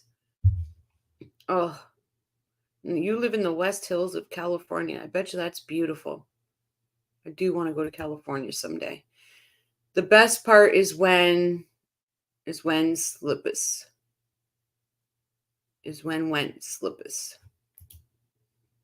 Harvey is probably driving Charlie's Ferrari, and he probably replaced Donna with a 30-year-old, right, Jibs? And changed the plate to Mac Daddy. Funny story. Collecting groceries from my porch Saturday that we delivered. I live in a rural area. I open the door, and there's this Geek Squad van in front of my house passing. I stared for a second. The poor Geek Squad. I do wonder if Harvey's enjoying the Donnaless life. I would think he is.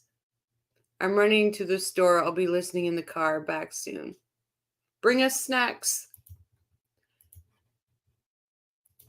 And in September of 2012, Wendy filed for divorce. And you're going to hear about how she filed for the divorce. And you're going to learn that Charlie had no involvement in her leaving the house. Had nothing to do with him. But we got to talk about TVs. And you're going to hear a lot about TVs in this case. Excuse me.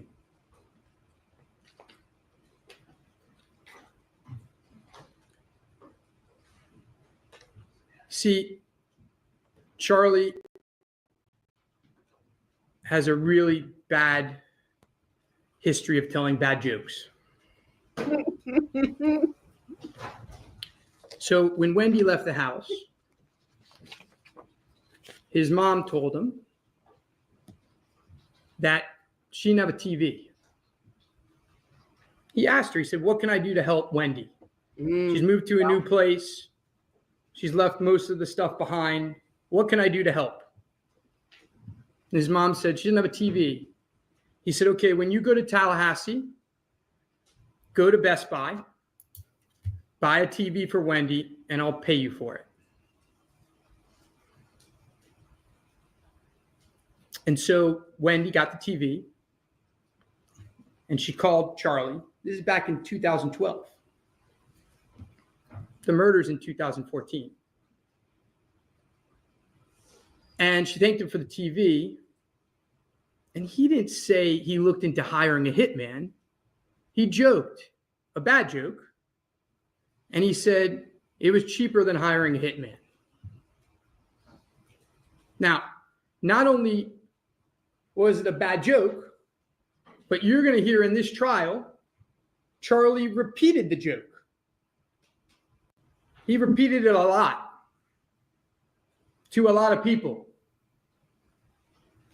You're going to hear that he repeated it as late as March of 2014. So the man that they think hired a hitman is joking to others about hiring a hitman. Puzzle pieces. And you're going to learn why his repeating of that joke is going to be so important.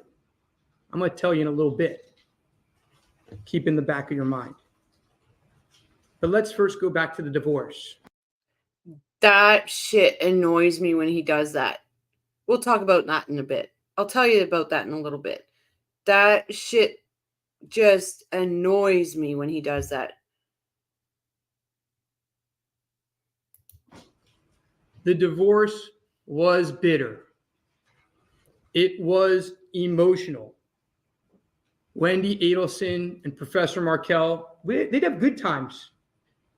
But when things were bad, they would fight about everything.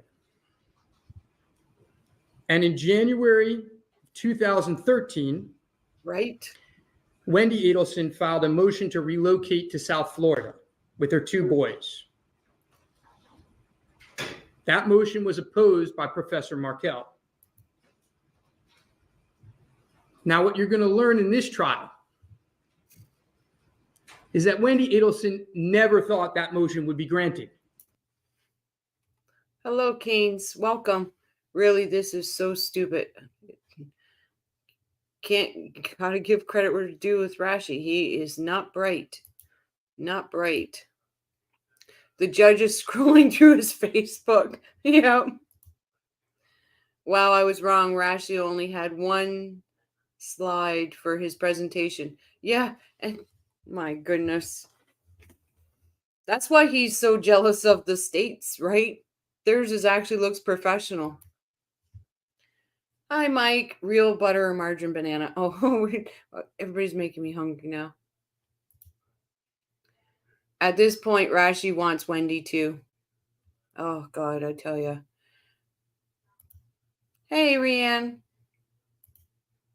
Harley, I can't stand the throwing in puzzle pieces in the middle of a random statement, as if he's hypnotizing the jury, right? Oh, he's horrible. He's just horrible. Her lawyer told her that motion would never be granted. But she said, let's give it a shot. Charlie had very little to do with the motion. He knew she was filing it. He knew she didn't have much chance of getting it. And the motion was denied. When it was denied, it didn't change Charlie Adelson's life one bit. But unlike Charlie, his mom and dad were upset.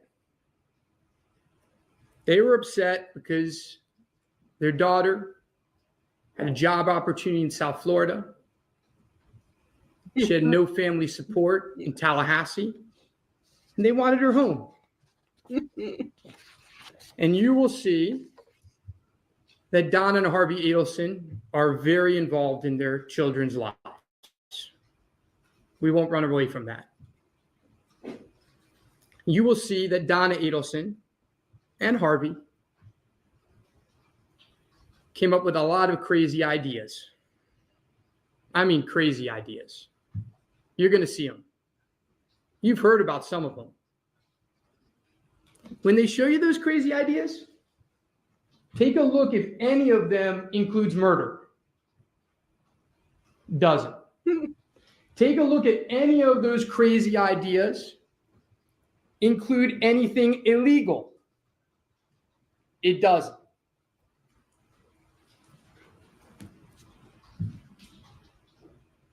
Take a look at if they're actually then go to lawyers to make sure that their ideas are legal.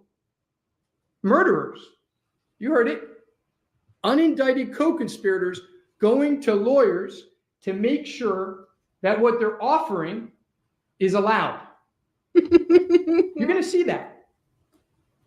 But the ideas were crazy. You're going to read the emails, a lot of emotion. A mother-in-law, a grandmother with a lot of emotion. And you're going to see that Wendy Adelson, she rejected them. She rejected the ideas. They were never presented to Dan Markel. And then you're going to see that there was another idea. He's true. He's combining Harvey in those emails. Like he's like exactly what KCL said. In the opening, Rashbaum is thinking Donna and Harvey. Pardon me. Bob's like, what's he saying? He's talking in circles, Bob. He'll give us migraines if we pay too much attention. Yeah, but he's linking Harvey to those emails. It's crazy that he's doing that.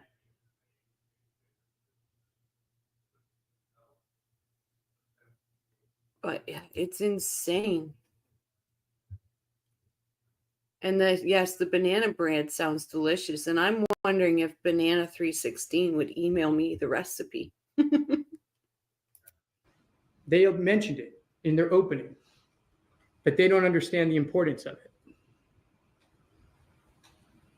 See, at one point in time, Donna Adelson and Harvey Adelson came with an idea to pay Professor Markel $1 million to allow their daughter to relocate.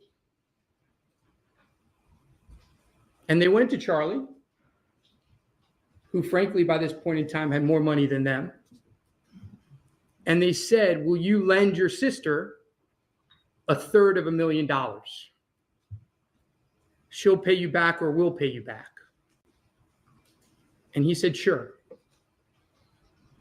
And you're going to see that they presented this idea to Wendy Adelson. And the idea wasn't to take the boys out of Professor Markel's life. 100. The idea was that with the $1 million, if Professor Markel agreed, he could live in South Florida and commute back and forth to Tallahassee. He could work out his schedule. He didn't teach every day of the week. He could work out his schedule so that he could still teach at the university and go back and forth. You're going to see that Wendy Adelson never made that offer. But it's very important. Like the joke, I want you to put it in your back of your mind for now. I think Judge Everett's hearing wah, wah, wah, wah, wah, wah, wah, wah. I'm sure that's what Judge Everett's hearing. Yeah, exactly, R. They were better off representing themselves. Yep, they should have been.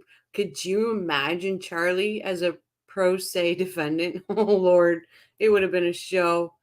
Oh, it is perfect. Watching. Yeah, it's come. I've done that many a times, KCL, many a times. Now I bet $350,000 must seem like a bargain to Charlie, right? Should have just paid for it. West Hills is in the San Fernando Valley in Los Angeles, about 15 minutes from the damn Kardashians in Calabasas. It's Los Angeles, but we still have rattlesnakes. Oh, I bet you where you are, Michael, it's just beautiful. Someday I'll get to California. It's Conejo Park to me, Michael.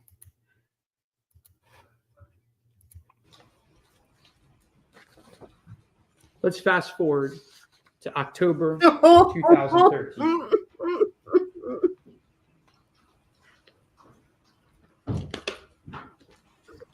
October 2013. That's bad. Charlie started dating Katherine Magbanua. We'll call her Katie. She was beautiful. Oh, God, that's bad. She was smart. Like Charlie, she graduated from UCF. She was hardworking. He met her in one of the dental practices. At first, the relationship was casual. They wanted it that way. Charlie particularly liked it and liked Katie because she had 2 children. He worked a lot. His priority was his job. And Katie didn't bother him a lot. He only saw her like once, maybe twice a week. That's what he liked. And she was smart. She was fun. And he treated her very well. And that was very different, you'll learn, from how she was treated previously. Now, you'll hear that he spent a lot of time with Katie over the months that they dated. And remember how I told you Charlie talks a lot and repeats himself a lot? Well, when they were together, he did just that. He talked about his day. He talked about what was going on in the world. He talked about his family, which, by the way, was a constant topic every single day. Because when Charlie's driving in the car every morning for an hour to work and an hour home, sometimes longer, he talked to his mom on the phone. And when he talked to his mom on the phone, what would be a topic of heavy conversation quite frequently? Wendy's divorce. All the problems in the divorce. They told you that. They told you that in opening. And what would Charlie do? He would tell these things to his girlfriend. Sick. And what were some of the things he told her? Well, he told her about the $1 million offer. He told her that he could pay it in cash. She said, that's a lot of money. He said, no, I have it in cash. Mm-hmm. And I'm going to get it back. He told her several times the joke. Over time, you're going to see, Right, Marie? through text messages, that Katie wanted a deeper relationship. And you'll see that Charlie didn't want that. And that's the sickest thing, isn't it, Jibs? All he wanted was to be in his kids' lives. That's it. He even said, Stephen Webster said, he even asked Stephen if there was a way that it could be in the court papers that he would spend 5 minutes tucking his boys in at night, even when he wasn't with them, just to give them a kiss goodnight. Like, that's all he wanted was his boys. That's it. You'll also learn, and the timeline is important. They meet in September. They start dating in October of 13. You're going to see that over time, it takes a couple months. Charlie starts to learn a little bit more about Katie's ex, Sigfredo Garcia. And what you're going to learn is that Charlie Adelson never meets Sigfredo Garcia officially, but by all accounts, he was not a good guy. violent, long criminal history. Sigfredo Garcia and Katie had been high school boyfriend, girlfriend. And Katie was the love of Sigfredo's life. He lived for her. And you're going to see that Sigfredo Garcia hated Charlie Adelson. Puzzle pieces. So let me repeat it. You saw their chart. The shooter of Professor Markel, the man who murdered him, hated Charlie Adelson. According to them, We all hate him. his co-conspirator. And you're going to hear, not from our witnesses, from their own witnesses, that he wanted to kill Charlie Adelson. You're going to hear that in March of 2014, just 7 or 8 weeks before that first attempt of murder that they talk about, he tried to kill him. Puzzle pieces. Puzzle pieces.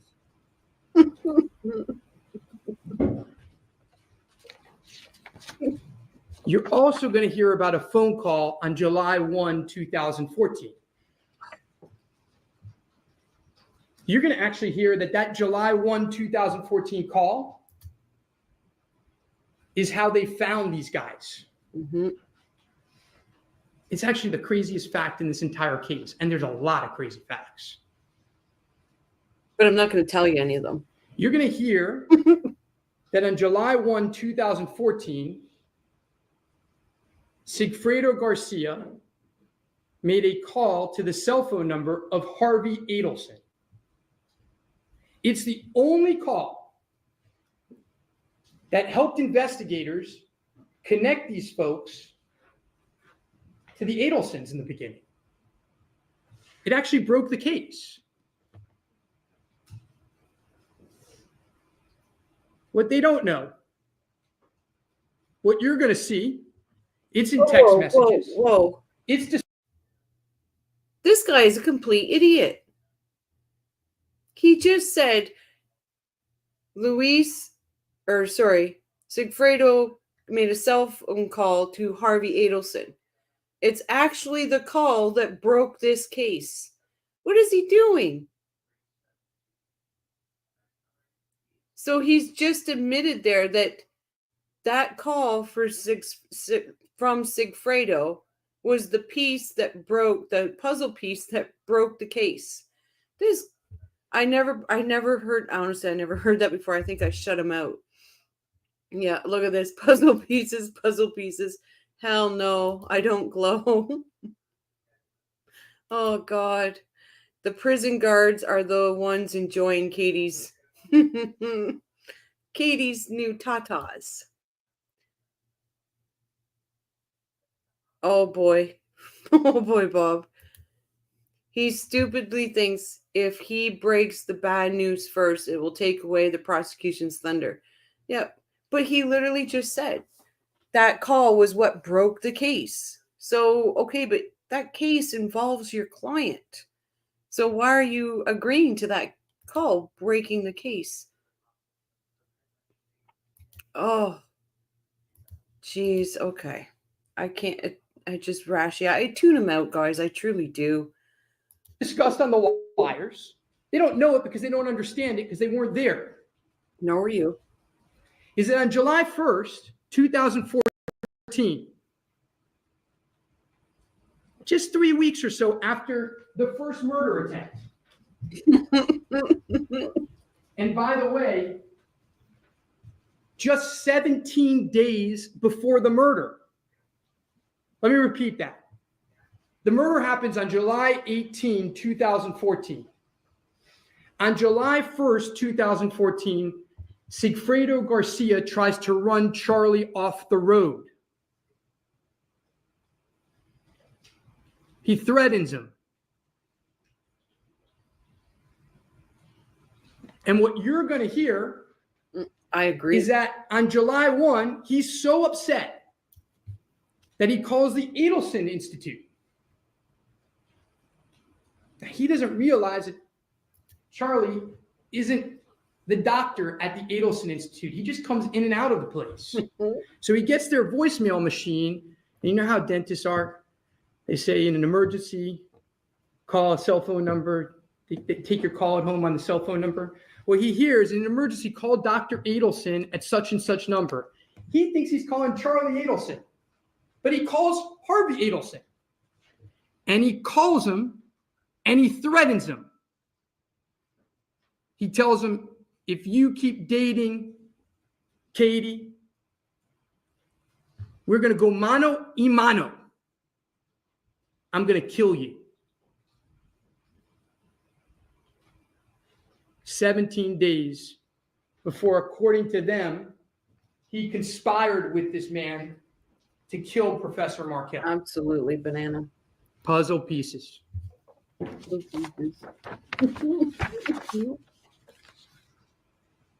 What you're going to learn is that in the spring of 2014, it became apparent to Katie that her dreams of financial security with Charlie were not going to work out. You will learn that Katie heard the hitman joke. You will learn that she heard the $1 million offer and she got some ideas in her head. Mm-hmm. Hey, War, sorry. The state itself has called Katherine Magbanua the mastermind. And that's exactly what she was. So now let's get to July 18th. I kept you waiting long enough. Oh, not telling us anything we don't know.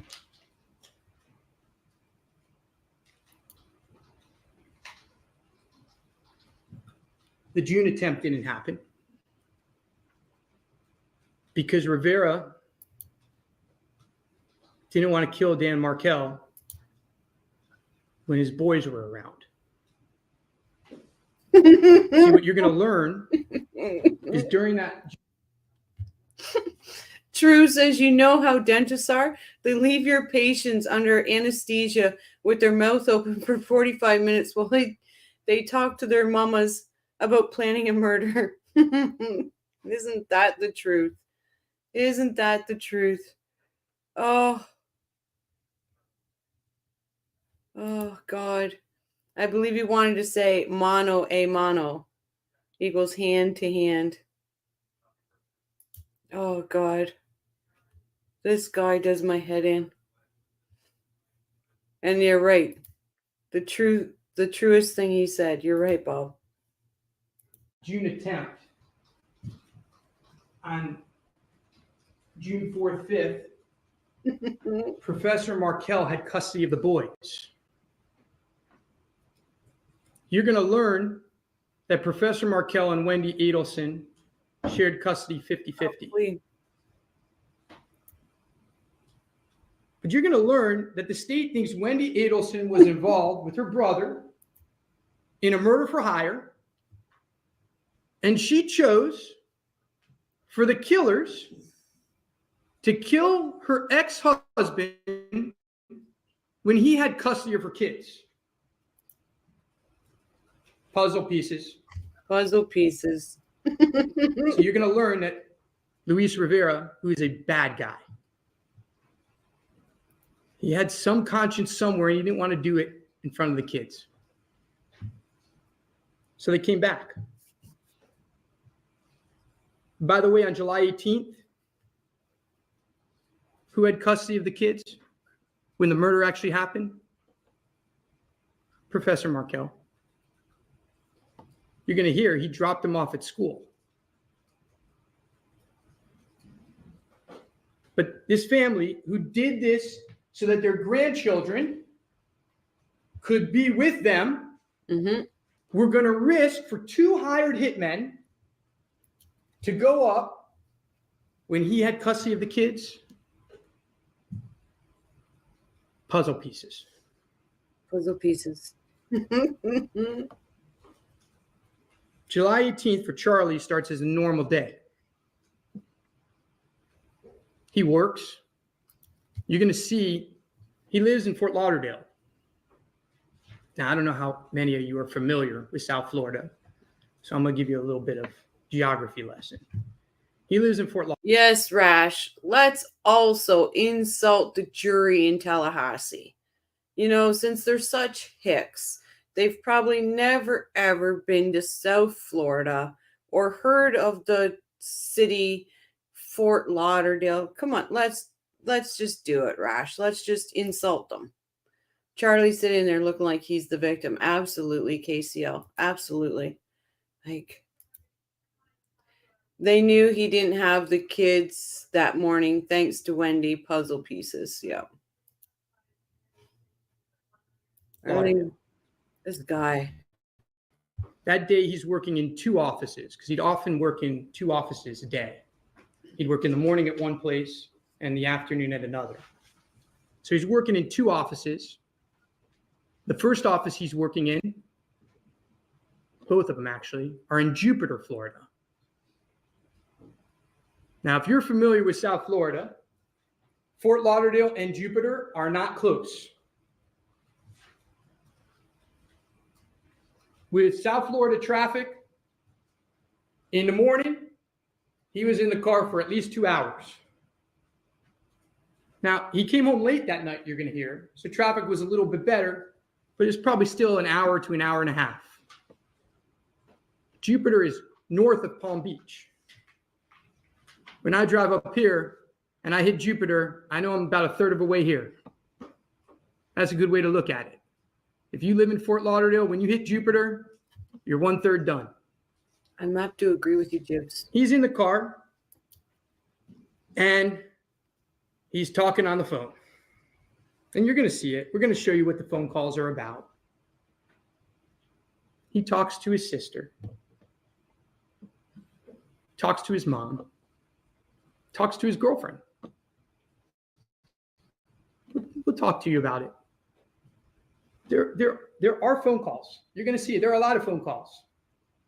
And there are a lot of phone calls to his girlfriend. And there are a lot of phone calls to his mom. We're not going to deny that. And he works in these 2 offices. I agree, Wayne. And at around 6 o'clock, you'll see a text message that he's about to start a very long surgery, a big procedure. By the way, the text messages throughout the day are normal.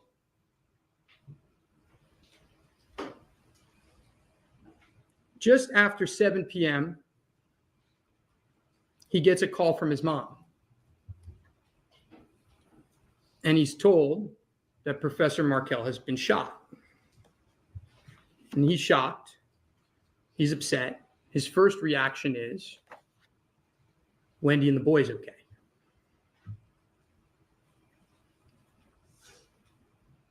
He's supposed to have dinner originally with a friend that night. Exactly. But earlier in the day, that changes. And he's supposed to have dinner with Katie.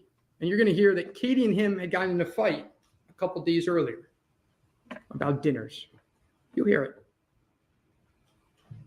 And what you'll learn is after he finds out what happened, tells Katie he doesn't want to go to dinner. He leaves the office at around 8 o'clock in Jupiter. And you'll learn that Katie tells him she'll come to his house that night to comfort him. He shook up. Now, let me be clear. You're going to hear he wasn't close with Professor Markel. They weren't friends. They had nothing in common. But he shook up because someone he knew, the father of his nephews, had been shot.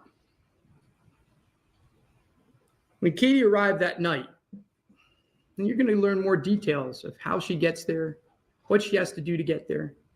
It's not planned. You're going to see that. The state's going to put on that evidence. You're going to learn that she's scrambling to get a babysitter. You're going to learn, by the way, that Charlie had seen her for lunch the day before. So if it's a murder for hire, why didn't she get the money then? Puzzle pieces. But you're going to learn that she gets there that night, sometime after 11. I agree, Jibs. And when she gets there, she is frantic. She's upset. And he's scared because he's never seen her this way. And she sits him down and she tells him something terrible has happened. She says that a friend of hers had shot Professor Markel. She tells him over and over that she had nothing to do with it. But these people, she was talking too much. And her friend and these people learned about the problems that his family was having with Professor Markel. They learned about the $1 million offer. And they got it in their minds to do this. Mm-hmm. As you can imagine, Charlie his life has just forever been altered. He asks, who are these people? She won't tell him. It's not safe for you to know. Screaming at her. She won't tell him. Charlie had a guess. You will hear in detail what happened that night. You will learn that Charlie Adelson was told if he didn't pay within the next 48 hours, he or one of his family members would be next. No, sad. You will learn that Katie repeatedly said that she had nothing to do with it and acted distraught. You will hear how she said that she would help him.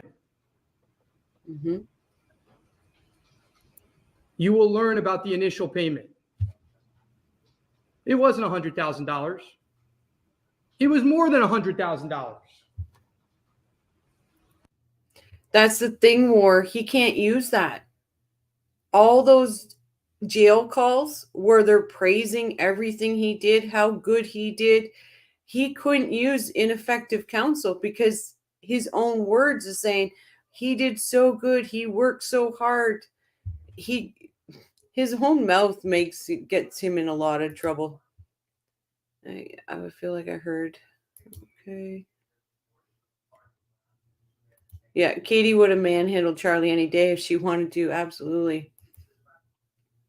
If I thought someone possible wanted to steal my cash, I wouldn't put them in my bed and take a sleeping pill, right, Jonas? Oh God.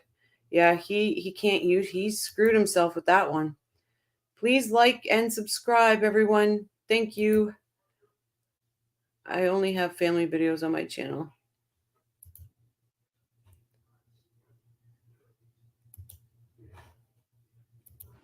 He took out everything he had in his safe. You're going to learn about that. The state doesn't know it.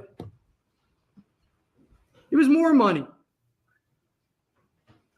But you're going to learn he didn't have $250,000.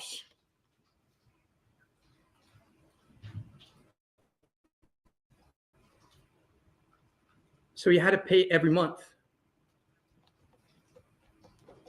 They don't know about that either. Payments every month. Does that sound like a murder for hire? Or does that sound like extortion? Mm-hmm.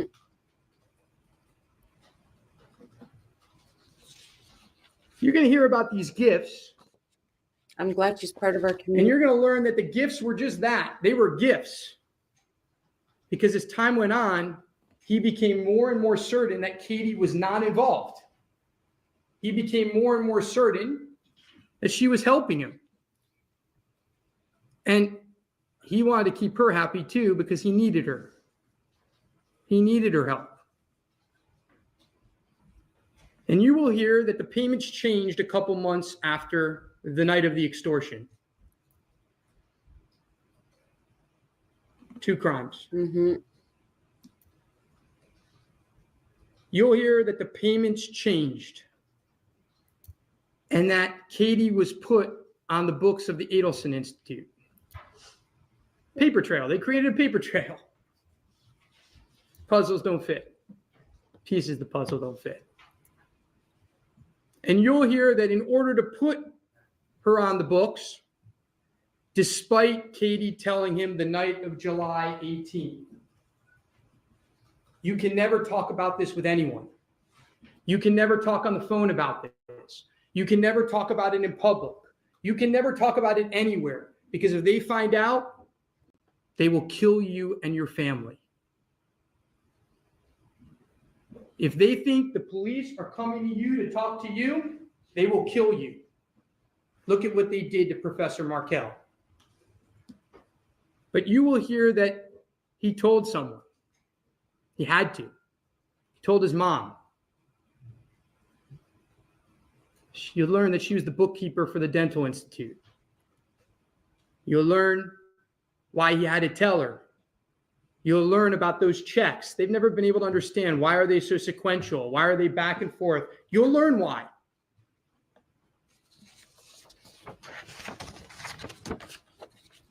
They talk about the bump in 2016. What I like to call is the second extortion.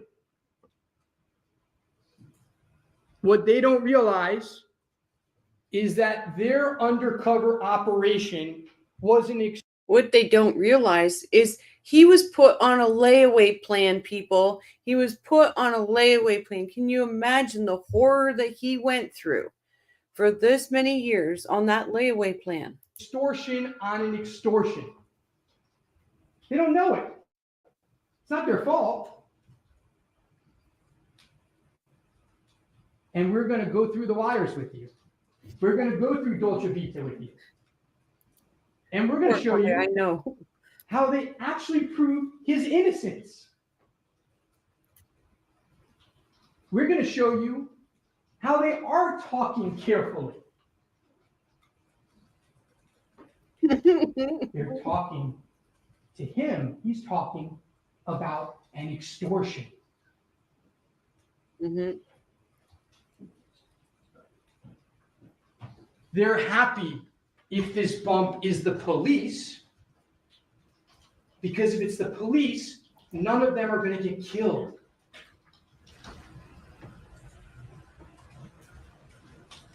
If it's a bad guy, they're in danger. Right.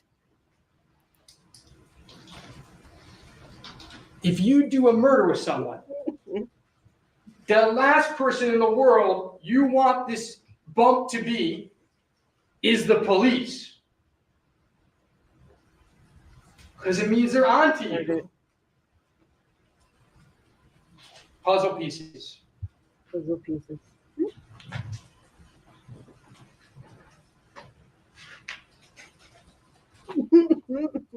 Not from the first layer, she says, but from the second layer. I got goosebumps when she said it. It's one of my favorite lines in the recording. Oh. Not from the first layer, the first extortion, but from the second layer. 20 months later is the bump. That's the second layer to Charlie Adelson at that point in time.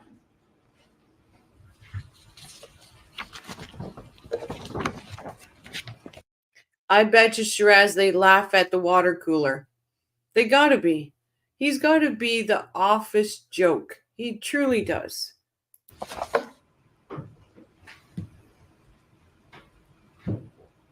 You will also see, and what's going to be weird about this case, ladies and gentlemen, and you're going to start to see it today, much of their case, I agree about.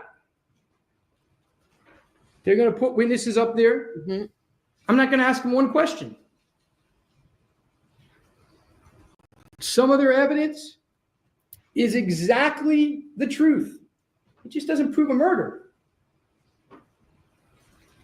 The stapled money, it's his money.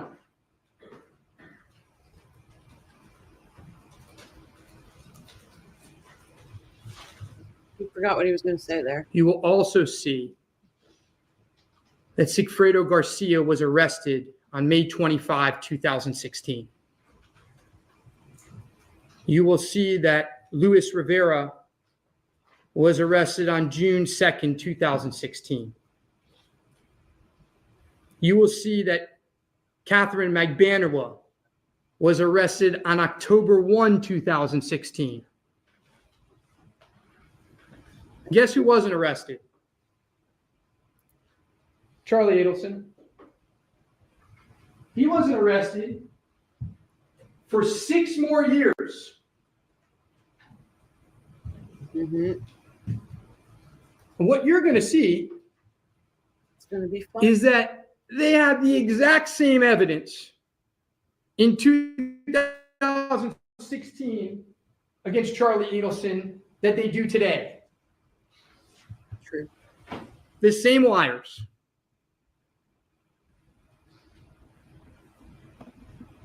They talk about an enhanced Dolce Vita recording.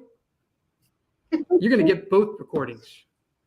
You determine if you can hear anything better. See, the state's case against Charlie Adelson is a case of assumptions. It's a case of guesses. It was not brought until weeks before Katie Magbanua's trial. You can ask yourself why. You're almost done, Rashi.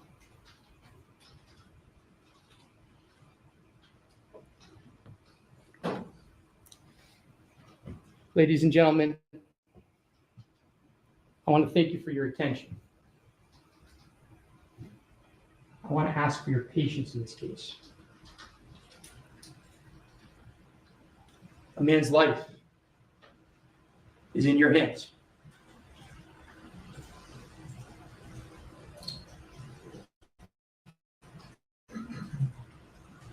He's innocent. Michael says, of course Charlie is guilty, but why is a hitman layaway plan so far-fetched, providing they received a big chunk of cash at the front? Wouldn't it seem plausible for them to continuously extort? Yeah, but it's only from Katie, and it's $3,000 a month. I think we just coined it a layaway plan just because it just seems, first off, there was no set amount in the beginning of what this hit was going to be. Charlie just said to Katie, you'll be taken care of. So I can't imagine anybody going to do a hit without having a set dollar amount for one. I think, Michael, this whole thing is absolutely absurd. Like the whole, how much money was supposed to be paid, it's just insane. And like everybody else says, why would they say $350,000 when they could have just went for $1 million? Your family was willing to pay $1 million. It's just insane. I hope his closing for Donna is Dateline special. Yeah. LK should sue for defamation. Absolutely. Send him home. Send him home. Thank you, Your Honor. Yay! Interesting.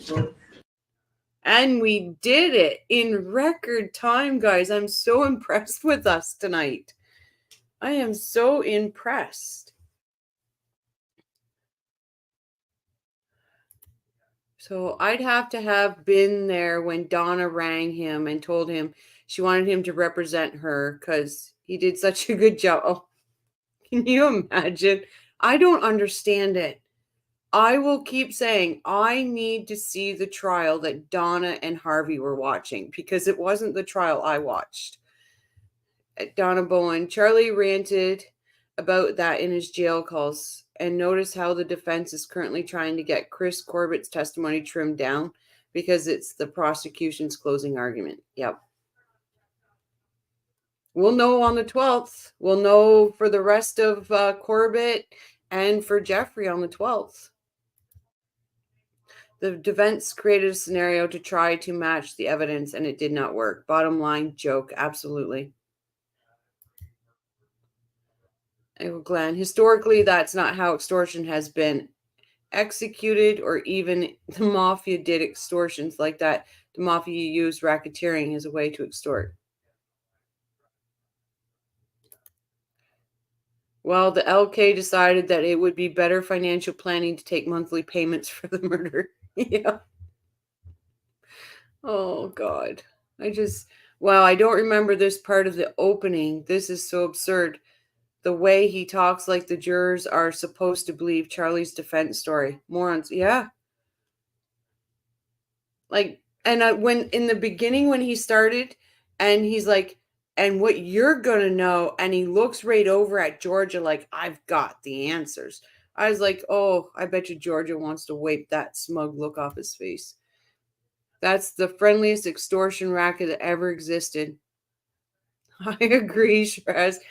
I agree. Like, did Katie go with like a bloom bouquet or, a candy gram or something? I don't. Sure, Jib. Soon as they get that money, they bought cars and motorcycles. Oh, I tell you, these. So, like I said, I wanted to do this tonight because of Donna's coming up, and we're get the exact same players. We're getting Rashi, we're getting Georgia, we're getting Sarah, Catherine Dugan. I think Rash is going to be more dramatic. I think he's going to be louder. I just don't see Morris doing I don't know if he's going to do an open or close. Please, God, let him do at least a closing, because Rashi's hard to listen to. Charlie to his extortionist, you don't even have to ask me. I look for ways, right? Oh, Lord, I tell you, it's incredible. The very thing that Charlie ranted to Donna about in jail phone calls is what the defense is now trying to eliminate in Donna's trial. Wendy's drive down Trescott, her book, absolutely. Absolutely. I agree. Everything, Jeff Lacoste, everything. They're trying their best. Do you think Rashi's going down the same crazy story for opening for Donna? I think he's going to go down, hold on one sec. I think he's going to go down the line that she only knew after the fact. I think that's where he's going with this. Charlie, and will you want the cash stapled or not? Exactly, right? Katie took an IOU for murder, no real cash amount. Stupid, and they wrote checks. Is Donna and Rashi going with the same cockamamie story? Didn't I just answer that for you? Oh, it might have been somebody else. No, I think they're going to go with she knew after the fact. That's because that's what Charlie said, right? That he told his mom when he needed to have checks for Katie. So I think that's where they're going to go with it. How can Rashi lie like an Adelson explaining the extortion? I bet you he sat and talked to Charlie.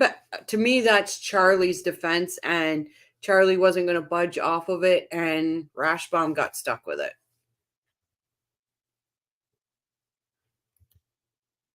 Actually, Charlie's nephew could have farted in his face, right? Case yelled, Donna's defense will say Charlie was extorted and Donna was the only one helping out her son. Exactly. That's her defense. And she was worried for her son's safety and blah, blah, blah. And then when it comes to the fleeing, I will never, ever believe that they paid in checks to the LK. I know. Well, they actually paid it to Katie, and Katie was supposed to cash the checks and give the LK the money. But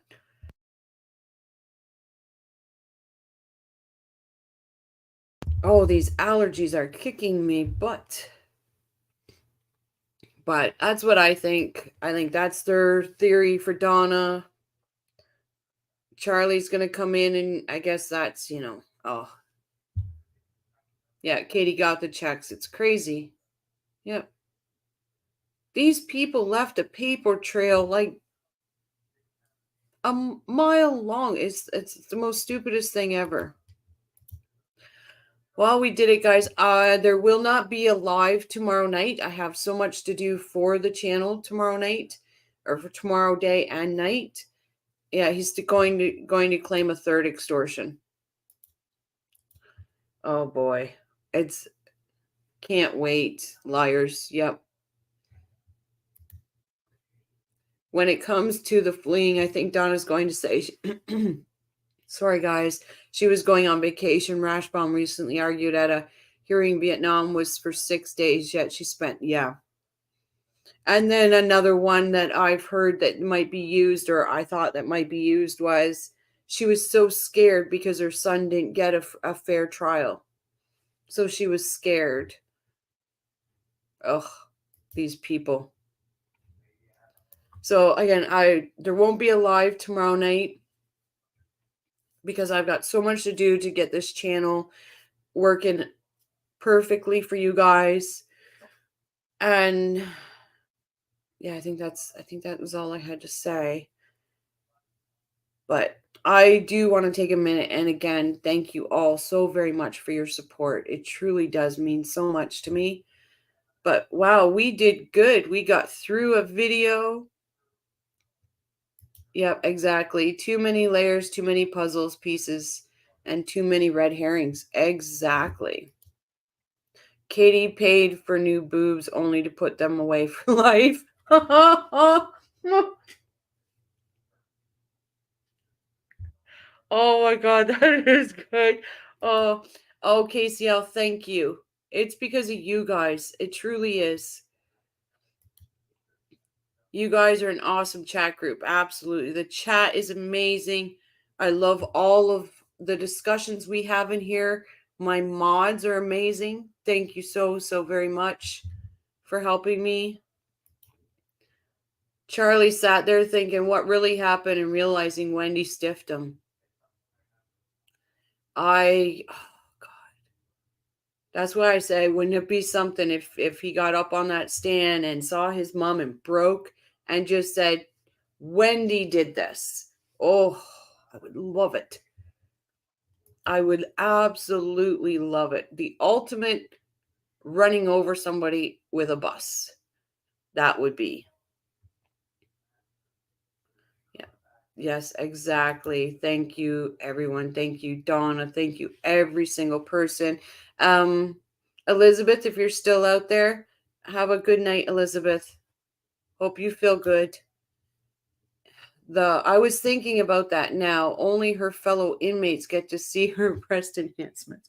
Yeah, remember? And Georgia said she showed somebody and said these are courtesy of the professor. Somebody should have wiped her right off the planet at that moment. The dirty. I can't even say the word. Probably get me kicked off YouTube. But so we're going to call it an evening, but I just want to say to everybody, please remember, please hold the light for justice for Dan and his boys and the Markel family. And when we're out in those chats and people are getting a little rowdy, because it is happening right now, please just remember, don't let the Adelsons win. The vitriol between all communities is only allowing the Adelsons to win, and we do not want that. So justice for Dan, justice for those two boys, justice for the Markels, prayers to our Hugh. He needs our prayers. Please support each other any way possible. I don't think there is anything any of them can do to save each other unless Donna and Charlie manage to protect Wendy. I can't imagine they really still want to do that, though. I agree. I agree. You all have a fantastic night, and we'll see you in a couple days. And please know that I send good energy and vibes to every single one of you because you have become important to me. So thank you. I am justice for Dan and Markel and those boys. Absolutely. Good night, everyone. Thank you. See you Wednesday.